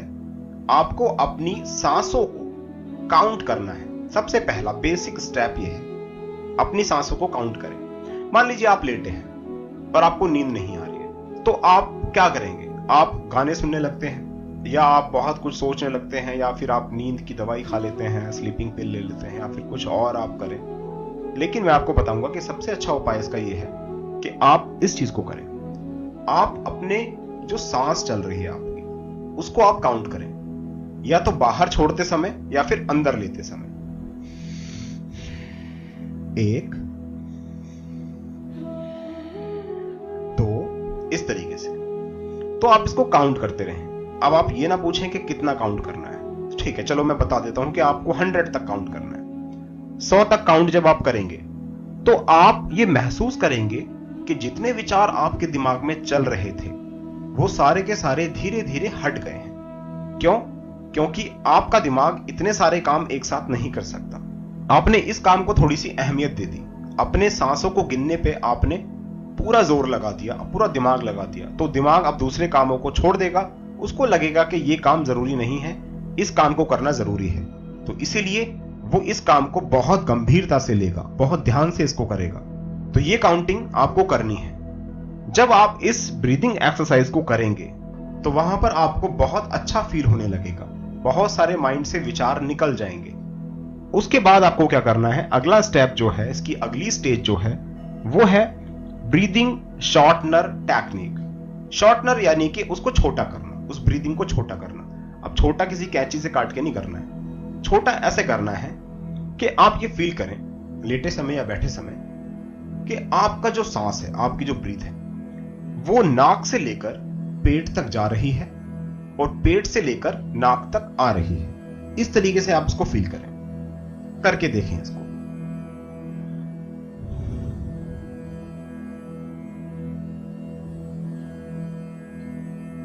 बहुत लंबा सांस हो रहा है। ये नाक जो है, नाक से हम सांस ले रहे हैं, उसके बाद ये पेट तक जा रहा है। हालांकि पेट से हम सांस नहीं लेते, लेकिन आपको ऐसा मानना है, ऐसा फील करना है। अब उसके बाद धीरे धीरे जब सांस थोड़ी सी आप गहरी गहरी ले रहे हैं, उसके बाद आप थोड़ी सी इसको छोटी करें, सांस को। देखें कि क्या इसको छोटा किया जा सकता है। अगर किया जा सकता है तो आपको क्या करना है? आपको ये सांस लेनी है अपनी छाती से लेकर अपनी नाक तक। नाक से आप सांस लेंगे और छाती पे ले जाएंगे, फिर छाती से सांस को बाहर छोड़ेंगे नाक के द्वारा। आपकी सांस थोड़ी छोटी हो गई है, आप थोड़ा धीरे धीरे सांस लेने लगे। पहले आपकी सांसें थोड़ी सी चढ़ी हुई थी, अब आपकी सांसें छोटी हो गई हैं। अगर ऐसा लगे बीच में कि नहीं मुझे सांस चढ़ रहा है, तो दोबारा से पेट से और नाक से स्टार्ट करते हैं, दोबारा से। फिर जब लगे कि सांसें थोड़ी धीमी हो गई हैं, फिर दोबारा से अपनी छाती से नाक तक करने लगे। उसके बाद जब यहां पर भी एक नॉर्मल कंडीशन बन जाए, एक स्टेबिलिटी आ जाए, तो उसके बाद आपको क्या करना है? आपको नाक से गले तक सांस लेनी है। गले से नाक तक, नाक से गले तक। और यहां पर भी जब आपको बहुत अच्छा फील होने लगे, आपको लगे कि हाँ यहां से ही सांस आ रही है और बाकी की चीजों पे आपका ध्यान नहीं जा रहा, जैसे पेट से या छाती से, आपको लग रहा है बस यहीं तक सांस आती है और नाक से बाहर निकलती है, नाक से हम सांस लेते हैं और ये गले तक आती है। ठीक है, तो उसके बाद अगला स्टेप जो है और फाइनल स्टेप मैं बोलूंगा, वो है नाक से नाक तक। बस आपको ऐसा फील होने लगेगा कि आप बस नाक से सांस ले रहे हैं और नाक से ही सांस छोड़ रहे हैं। बस अंदर फेफड़ों में जा रही है, पेट में जा रही है, गले तक जा रही है, ऐसा आपको कुछ भी फील नहीं होगा। तो आपका जो सांस है, आपकी जो ब्रीथ है, वो बहुत ही हल्की होती रहेगी, बहुत धीमी होती रहेगी। आपका बीपी नॉर्मल हो जाएगा, आपको अच्छी नींद भी आ जाएगी और आपका दिमाग अल्फा स्टेट में चला जाएगा। ये है सबसे अहम बात लॉ ऑफ अट्रैक्शन में। अगर आप इसको करेंगे, अगर आप ये टेक्निक आजमाएंगे, तो आप इस मेडिटेशन विधि से, इस सिंपल सी प्रक्रिया से आप क्या कर सकते हैं? आप अपना दिमाग अल्फा स्टेट में रख सकते हैं। अल्फा स्टेट यानी कि जहां पर कोई विचार नहीं, कोई फालतू की बातें नहीं, ना पॉजिटिव ना नेगेटिव, बिल्कुल शून्य, बिल्कुल जीरो, नील बटे सन्नाटा। आप उस स्टेट में अगर आ जाएंगे तो यहां पर बहुत सिंपल होता है कि जो हम विजुअलाइज करें वो सीधा हमारे सबकॉन्शियस माइंड में पहुंचे। बहुत सिंपल होता है उसके लिए। क्यों? क्योंकि बीच में से ट्रैफिक हटा दिया आपने, तो बहुत ही आसानी से आप कहीं भी आ जा सकते हैं अगर बीच में से ट्रैफिक हट गया तो। जैसे आपके जो पाइप्स होते हैं पानी के, उसके अंदर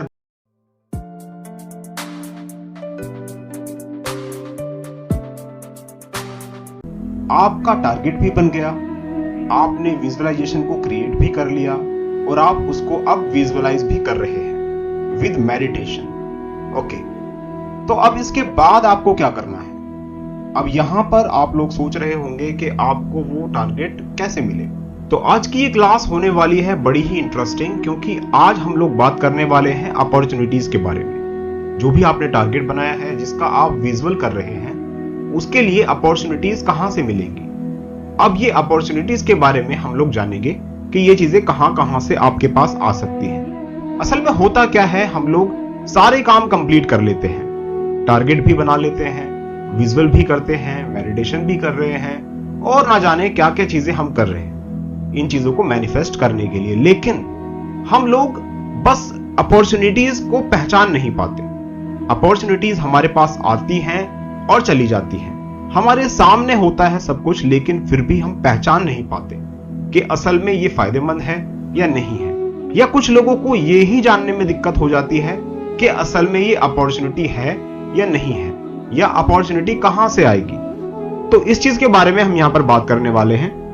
आप लोगों को मैं 5 चीजें बताऊंगा कि 5 जगह से आपके पास अपॉर्चुनिटीज आ सकती हैं। अब देखिए, सबसे पहली चीज है आपके आसपास की रिसोर्सेज, आपके आसपास की चीजें, जैसे कि टीवी, आपका फोन, आपका कंप्यूटर, रेडियो, आपका मेल बॉक्स, आपके घर में, आपके ऑफिस में, आपके चारों ओर हजारों ऐसी चीजें हैं जहां से आपको अपॉर्चुनिटीज मिल सकती है।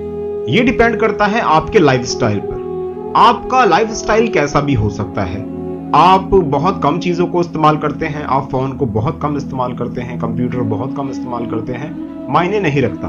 आप देखिए कि आप किन चीजों को ज्यादा इस्तेमाल कर रहे हैं। आपके आसपास की चीजें जो हैं वही आपको अपॉर्चुनिटीज देंगी, क्योंकि आपका ब्रेन कहीं ना कहीं से एक माध्यम ढूंढता है, एक जरिया ढूंढता है। तो ये जरिया कुछ भी हो सकता है। और सबसे पहली चीज मैंने आपको यही बता दी है यहां पर कि आपके आसपास की जितनी भी वस्तुएं हैं, चाहे वो कैसी भी हो, डिजिटल फॉर्म में हो, फिजिकल फॉर्म में हो, कैसी भी हो, किसी भी तरह की हो, वहां से आपको अपॉर्चुनिटीज मिल सकती है। तो उस पर आपको एक पैनी नजर रखनी है। मैं ये नहीं कहूंगा कि आपको बार बार वो चीजें चेक करनी है, बार बार उनके सामने बैठ जाना है और मंत्र पढ़ने हैं, नहीं। आपको बस ध्यान रखना है कि कोई अपॉर्चुनिटी आए तो वो चूके ना, चाहे वो किसी भी चीज में हो। आपके जो मेल्स आते हैं उसमें हो सकती है, व्हाट्सएप मैसेज में हो सकती है, टेक्स्ट मैसेज में हो सकती है, आपके कंप्यूटर के अंदर कोई एडवर्टीजमेंट शो कर रहा है तो उसको भी ध्यान से देखिए। अगर मान लीजिए कि आप कोई एप्लीकेशन यूज कर रहे हैं फोन के अंदर, उसके अंदर कोई एक ऐड आता है तो आपको उसे ध्यान से देखना है, कहीं वो आपके बारे में तो नहीं, कहीं वही तो अपॉर्चुनिटी नहीं जिसको आप मिस करने वाले थे। बहुत ध्यान से देखना है। आपके घर में न्यूज़पेपर आता है, उस न्यूज़पेपर को बहुत ध्यान से देखना है। और ध्यान से देखने का मतलब ये नहीं है कि आपको वो न्यूज़पेपर पूरा का पूरा पढ़ना है, नहीं। आपको बस एक नजर उस पर जरूर डालनी है अगर आप उसको पढ़ते हैं तो। और आपकी नजर सीधी वहीं पड़ेगी जहां पर वो अपॉर्चुनिटीज आपके लिए है। आपको पूरा न्यूज़पेपर पढ़ने की जरूरत नहीं है, आपको पूरे दिन रेडियो सुनने की जरूरत नहीं है, या पूरे दिन व्हाट्सएप चलाना, इंस्टाग्राम चलाना नहीं। आपको ये सारे काम बार बार नहीं करने हैं, लेकिन आपको ये जरूर सोचना है कि आपकी अपॉर्चुनिटीज यहां पर मिल सकती हैं। आपको कहीं ना कहीं से अपॉर्चुनिटीज मिलेगी, ये आपको ध्यान रखना है। बहुत पैनी निगाह आपकी होनी चाहिए। और दूसरी चीज है वो लोग जिन पर आप बिलीव करते हैं कि वो आपको कुछ ना कुछ अपॉर्चुनिटीज दे सकते हैं, या फिर आप उन पे बिलीव नहीं करते कि आपको वो अपॉर्चुनिटी देंगे, ऐसे लोग। अब बात हो रही है लोगों की, इंसानों की। तो ऐसे इंसान जो आपको अपॉर्चुनिटीज दे सकते हैं, उनका आपको खास तौर पे ध्यान रखना है। अब ध्यान रखने से मेरा मतलब यह है कि आप लोगों से मिलें, लोगों से मिलना जुलना शुरू करें।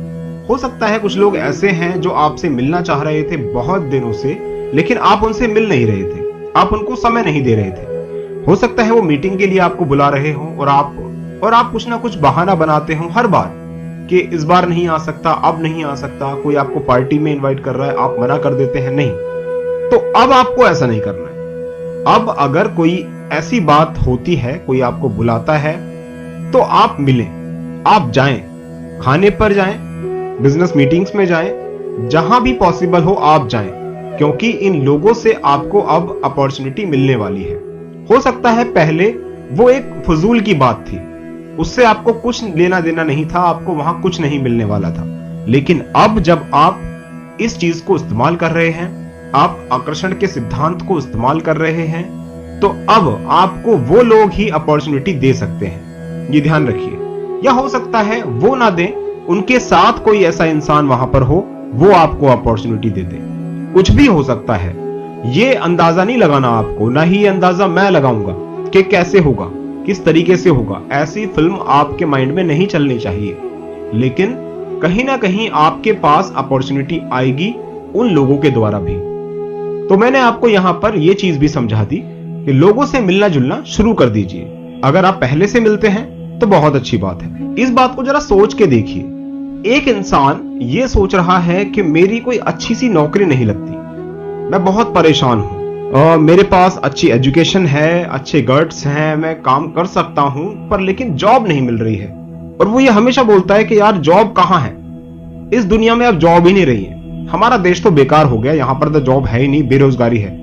वहीं कहीं एक इंसान बैठा है अपनी कंपनी के अंदर और वो ये बात बोल रहा है अपना माथा पकड़ के, अच्छे एम्प्लॉइज मिलते कहां हैं, बहुत टाइम हो गया यार, ये सीट खाली है, कोई अच्छा एम्प्लॉय नहीं मिल रहा, क्या बात है। तो सोचिए जरा कि हो क्या रहा है। वो इंसान कह रहा है कि एम्प्लॉय नहीं है, ये यहां पर माथा पीट रहा है कि मेरे पास कोई नौकरी नहीं है। इसका मतलब क्या है? इसका मतलब यह है कि बस ये दोनों आपस में मिल नहीं पा रहे हैं। जॉब्स की भी कमी नहीं है और एम्प्लॉइज की भी कमी नहीं है। तो यहां पर लॉ ऑफ अट्रैक्शन आपको वहां तक पहुंचा देगा। एम्प्लॉय के लिए अगर कोई इंसान लॉ ऑफ अट्रैक्शन लगा रहा है तो उसे अच्छा एम्प्लॉय मिल जाएगा। अगर कोई इंसान एक अच्छी नौकरी के लिए अपना लॉ ऑफ अट्रैक्शन इस्तेमाल कर रहा है तो उसको अच्छी नौकरी मिल जाएगी। और दोनों ही अगर एक जगह पर इस्तेमाल कर रहे हैं तो दोनों एक दूसरे से मिल जाएंगे, उसको नौकरी मिलेगी, उसको एक अच्छा एम्प्लॉय मिल जाएगा। तो बहुत सिंपल सी चीज है, इतना बड़ा रॉकेट साइंस नहीं है। तो इसलिए आपको मैं बता रहा हूं कि लोगों से आप रास्ता रखें, लोगों से मिलते रहें, और कौन सा इंसान क्या अपॉर्चुनिटी लेके आ जाए आपको कुछ नहीं पता। आपका पियोन भी आपके लिए कोई अपॉर्चुनिटी ला सकता है, यह हमेशा ध्यान रखिए। तीसरी चीज है आपके सपने, आपके ड्रीम। आपको कोई ना कोई अपॉर्चुनिटी आपके ड्रीम में भी नजर आ सकती है। जब आप सोते हैं और आपका सबकॉन्शियस माइंड बहुत अच्छे तरीके से काम कर रहा होता है, तो उस समय आप ये ध्यान रखें कि आपके पास कोई ना कोई ऐसा सपना जरूर आएगा जिसमें आप ये जान पाएंगे कि आपके लिए क्या बेहतर है, आप क्या करें, और आप बस उस पर काम करना शुरू कर दीजिए। एक अपॉर्चुनिटी आपको सपने के अंदर भी मिल सकती है, ये ध्यान रखिए। ऐसा जरूरी नहीं है कि हर चीज आपको जागते वक्त ही मिले, नहीं। आपकी लाइफ, आपका सोना भी है और जागना भी है, ये आपकी लाइफ का ही पूरा पार्ट है। आपका माइंड पूरी रात काम करता रहता है, ये तो आप जानते ही हैं। मान लीजिए आपका कोई एग्जाम है, या अगर आप जब स्टूडेंट थे तो आपके साथ ऐसा हुआ होगा, आपका कोई एग्जाम था और आपने कोई चीज पढ़ी और आपको बड़ी टेंशन है कि मेरा एग्जाम कैसा जाएगा, तो आपका माइंड रात को बहुत सारे सम्स सॉल्व करता रहता था। रात को आप एग्जाम दे रहे होते थे, रात को आप बहुत सारी चीजें ऐसी करते हैं जिनकी आपको टेंशन है, कोई भी चीज ऐसी हो सकती है, तो आपका माइंड तो उसका सॉल्यूशन ढूंढ ही रहा है, चाहे दिन में या रात में।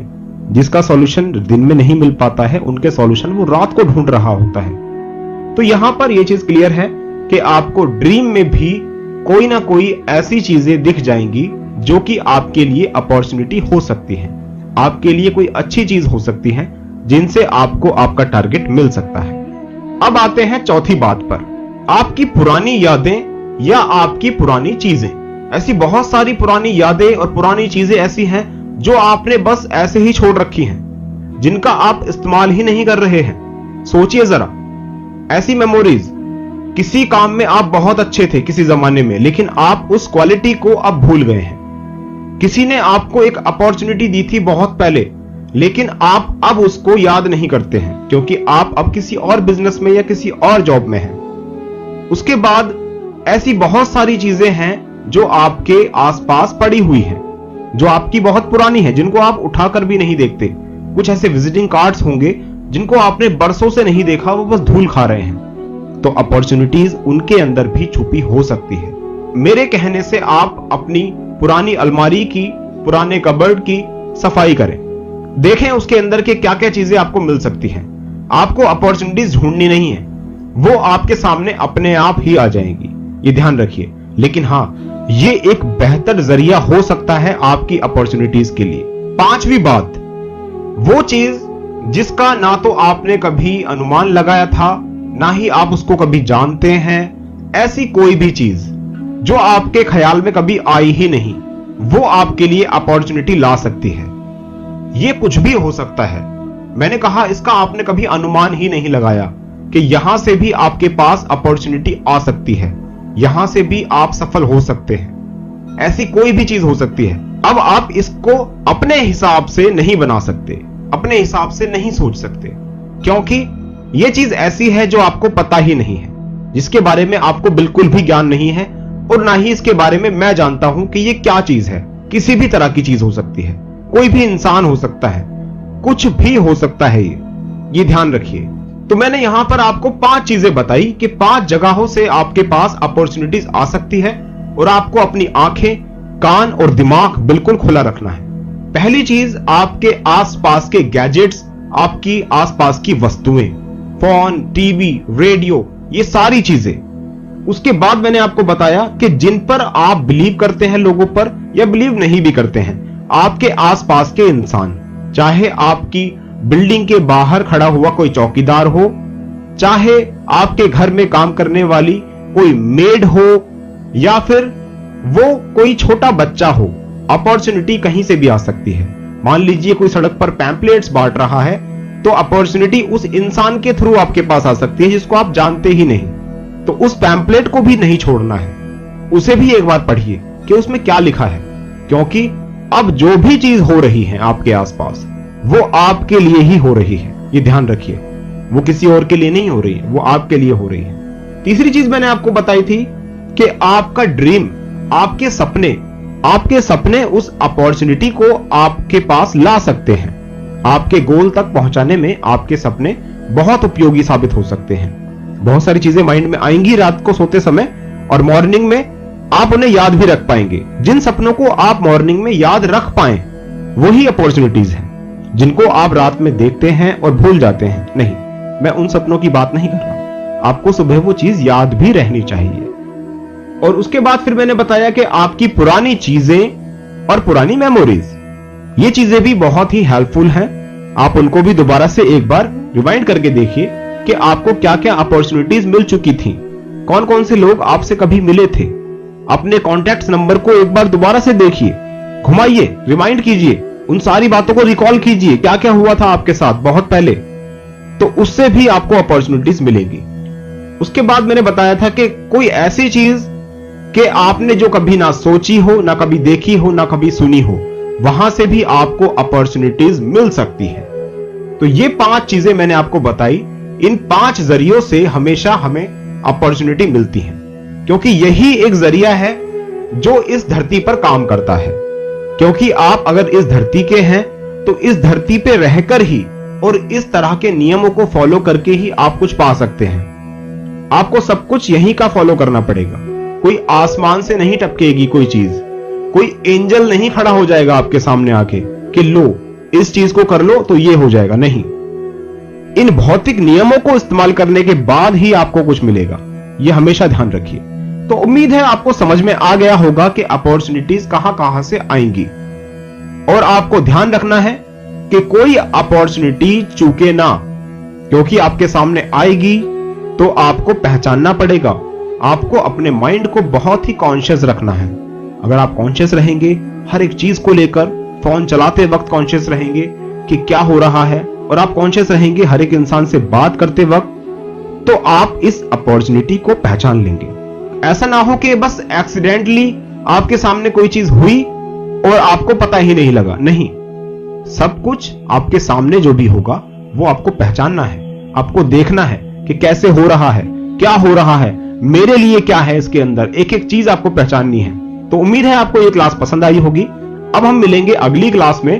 Till then bye bye, take care, खुदा हाफिज, शब्बा खैर, आस्तला बीस्ता।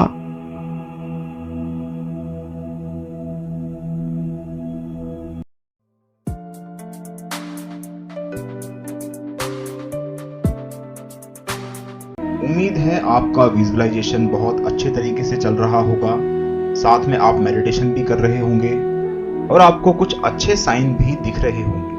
आपकी जिंदगी में परिवर्तन आना शुरू हो गया होगा।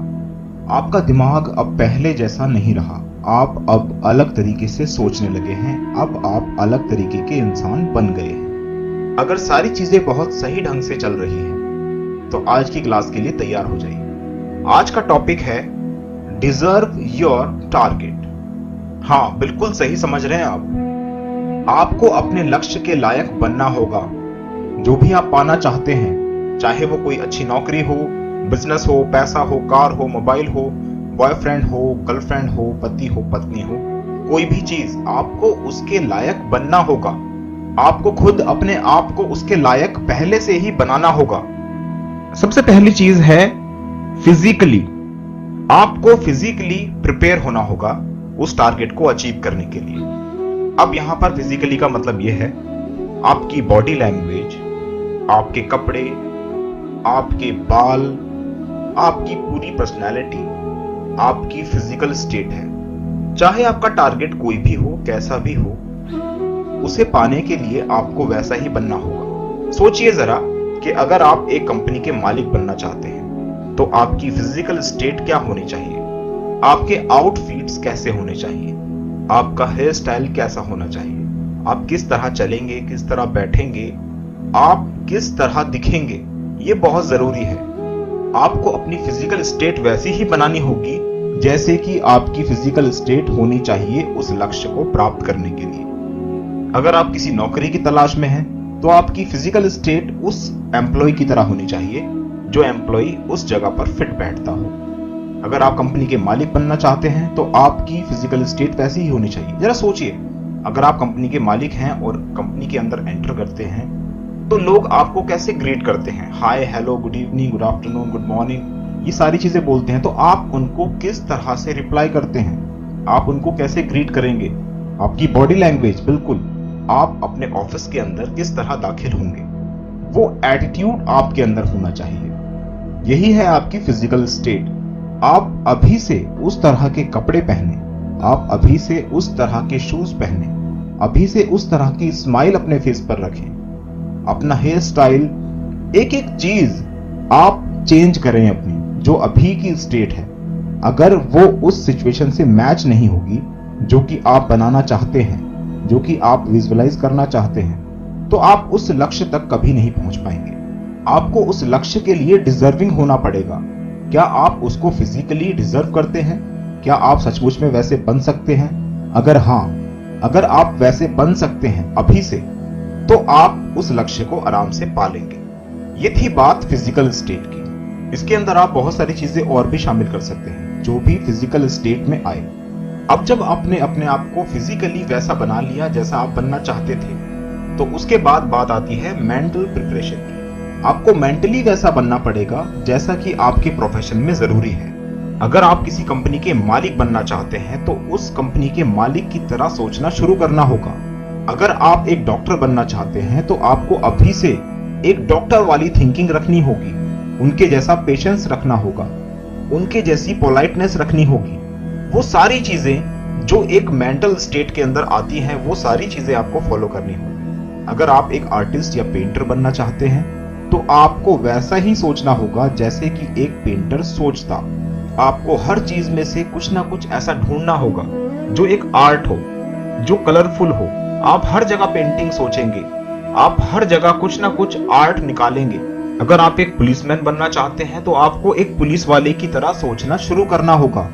अगर आप अच्छा बॉयफ्रेंड या गर्लफ्रेंड चाहते हैं तो भी आप अपने आप को मेंटली प्रिपेयर करें कि एक बॉयफ्रेंड या एक अच्छी गर्लफ्रेंड किस तरह महसूस करेगी, वो कैसा सोचती है, उसका बिहेवियर कैसा होता है अपने पार्टनर के प्रति। आप एक एक चीज सोचिए, जरा बारीकी से सोचिए कि आपको मेंटली क्या क्या चीजें जरूरी हैं उस टारगेट को पाने के लिए। आपको मेंटली स्ट्रांग भी होना होगा और मेंटली आपको ये चीज समझनी भी होगी आपका जो प्रोफेशन है, आपका जो टारगेट है, उसमें आपको मेंटली क्या क्या चीजें करनी होंगी। इस चीज को जरा बारीकी से समझिए कि अगर आप किसी चीज को कर रहे हैं तो आपको क्या क्या चीजें सोचनी पड़ रही है, आपकी थिंकिंग कैसी हो गई है, आपके थॉट्स किस तरह आपके दिमाग में आते हैं, आपका बिहेवियर कैसा है, आपका एटीट्यूड कैसा है, आप कितने पोलाइट हैं। तो अगर आपको ये सारी चीजें समझ में आ जाएं तो आप इसको बिल्डअप करना शुरू कर दीजिए। अब आप फिजिकली वैसे ही हैं जैसे आप बनना चाहते हैं, उसके बाद आप मेंटली स्ट्रांग हो चुके हैं, आप मेंटली भी वैसे ही बन गए हैं जैसे कि आपके टारगेट के लिए जरूरी था। अब बात आती है टेक्निकली, आपको टेक्निकली भी वैसा ही बनना है। यानी कि आप जरा देखिए कि आप जो चीज करना चाहते हैं, अगर वो पैसा कमाना हो, गाड़ी हो, या फिर कोई अच्छा घर खरीदना हो, या कोई जॉब हो, आप जरा सोचिए क्या टेक्निकली ये पॉसिबल है कि जिस कंडीशन में आप हैं उसी कंडीशन में आप उसको अचीव कर लें? नहीं, ऐसा नहीं हो सकता। आपको अपनी प्रोडक्टिविटी पर काम करना होगा, आपको अपने स्किल्स को डेवलप करना होगा।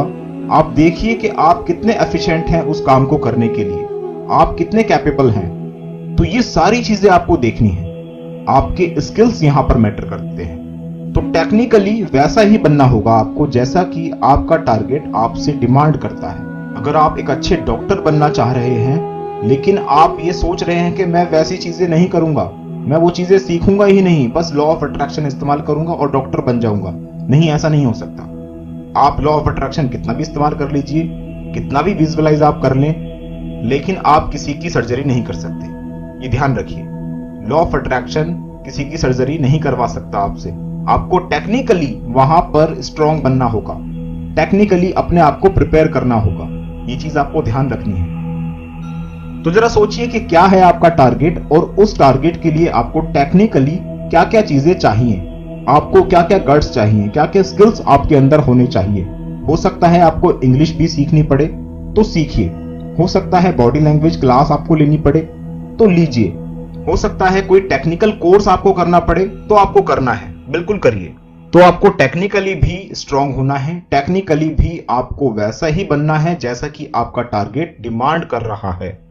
अब बात आती है फोर्थ नंबर पर, यानी कि सोशली। आपको सोशली बहुत सारे काम करने हैं। अपने चारों ओर देखिए किस तरह के लोग आपसे जुड़ रहे हैं। जिस तरह के आप हैं आप वैसे ही लोगों को अपने साथ जोड़ रहे हैं। अगर आप पुलिस में हैं तो बहुत से पुलिस वालों के नंबर आपके फोन में भरे पड़े होंगे। आपके आसपास रहने वाले बहुत से पुलिस वालों से आपकी जानकारी होगी। अगर आप एक डेंटिस्ट हैं, एक डॉक्टर हैं, तो आपके साथ वैसे ही लोग जुड़ रहे होंगे जैसा कि आपका प्रोफेशन है। तो इसी तरीके से अगर आपका टारगेट कुछ अलग है, आप अपनी जॉब को स्विच कर रहे हैं, आप अपने बिजनेस को चेंज कर रहे हैं, तो ध्यान रखिए आपको सोशली वैसे लोगों से ही जुड़ना होगा जो लोग आपकी हेल्प कर सके, जो आपकी कम्युनिटी बना सके। ये आपको बहुत आगे तक हेल्प करेंगे। तो सोशली आप उन लोगों से जुड़ना शुरू कर दीजिए जैसा कि आपका टारगेट है।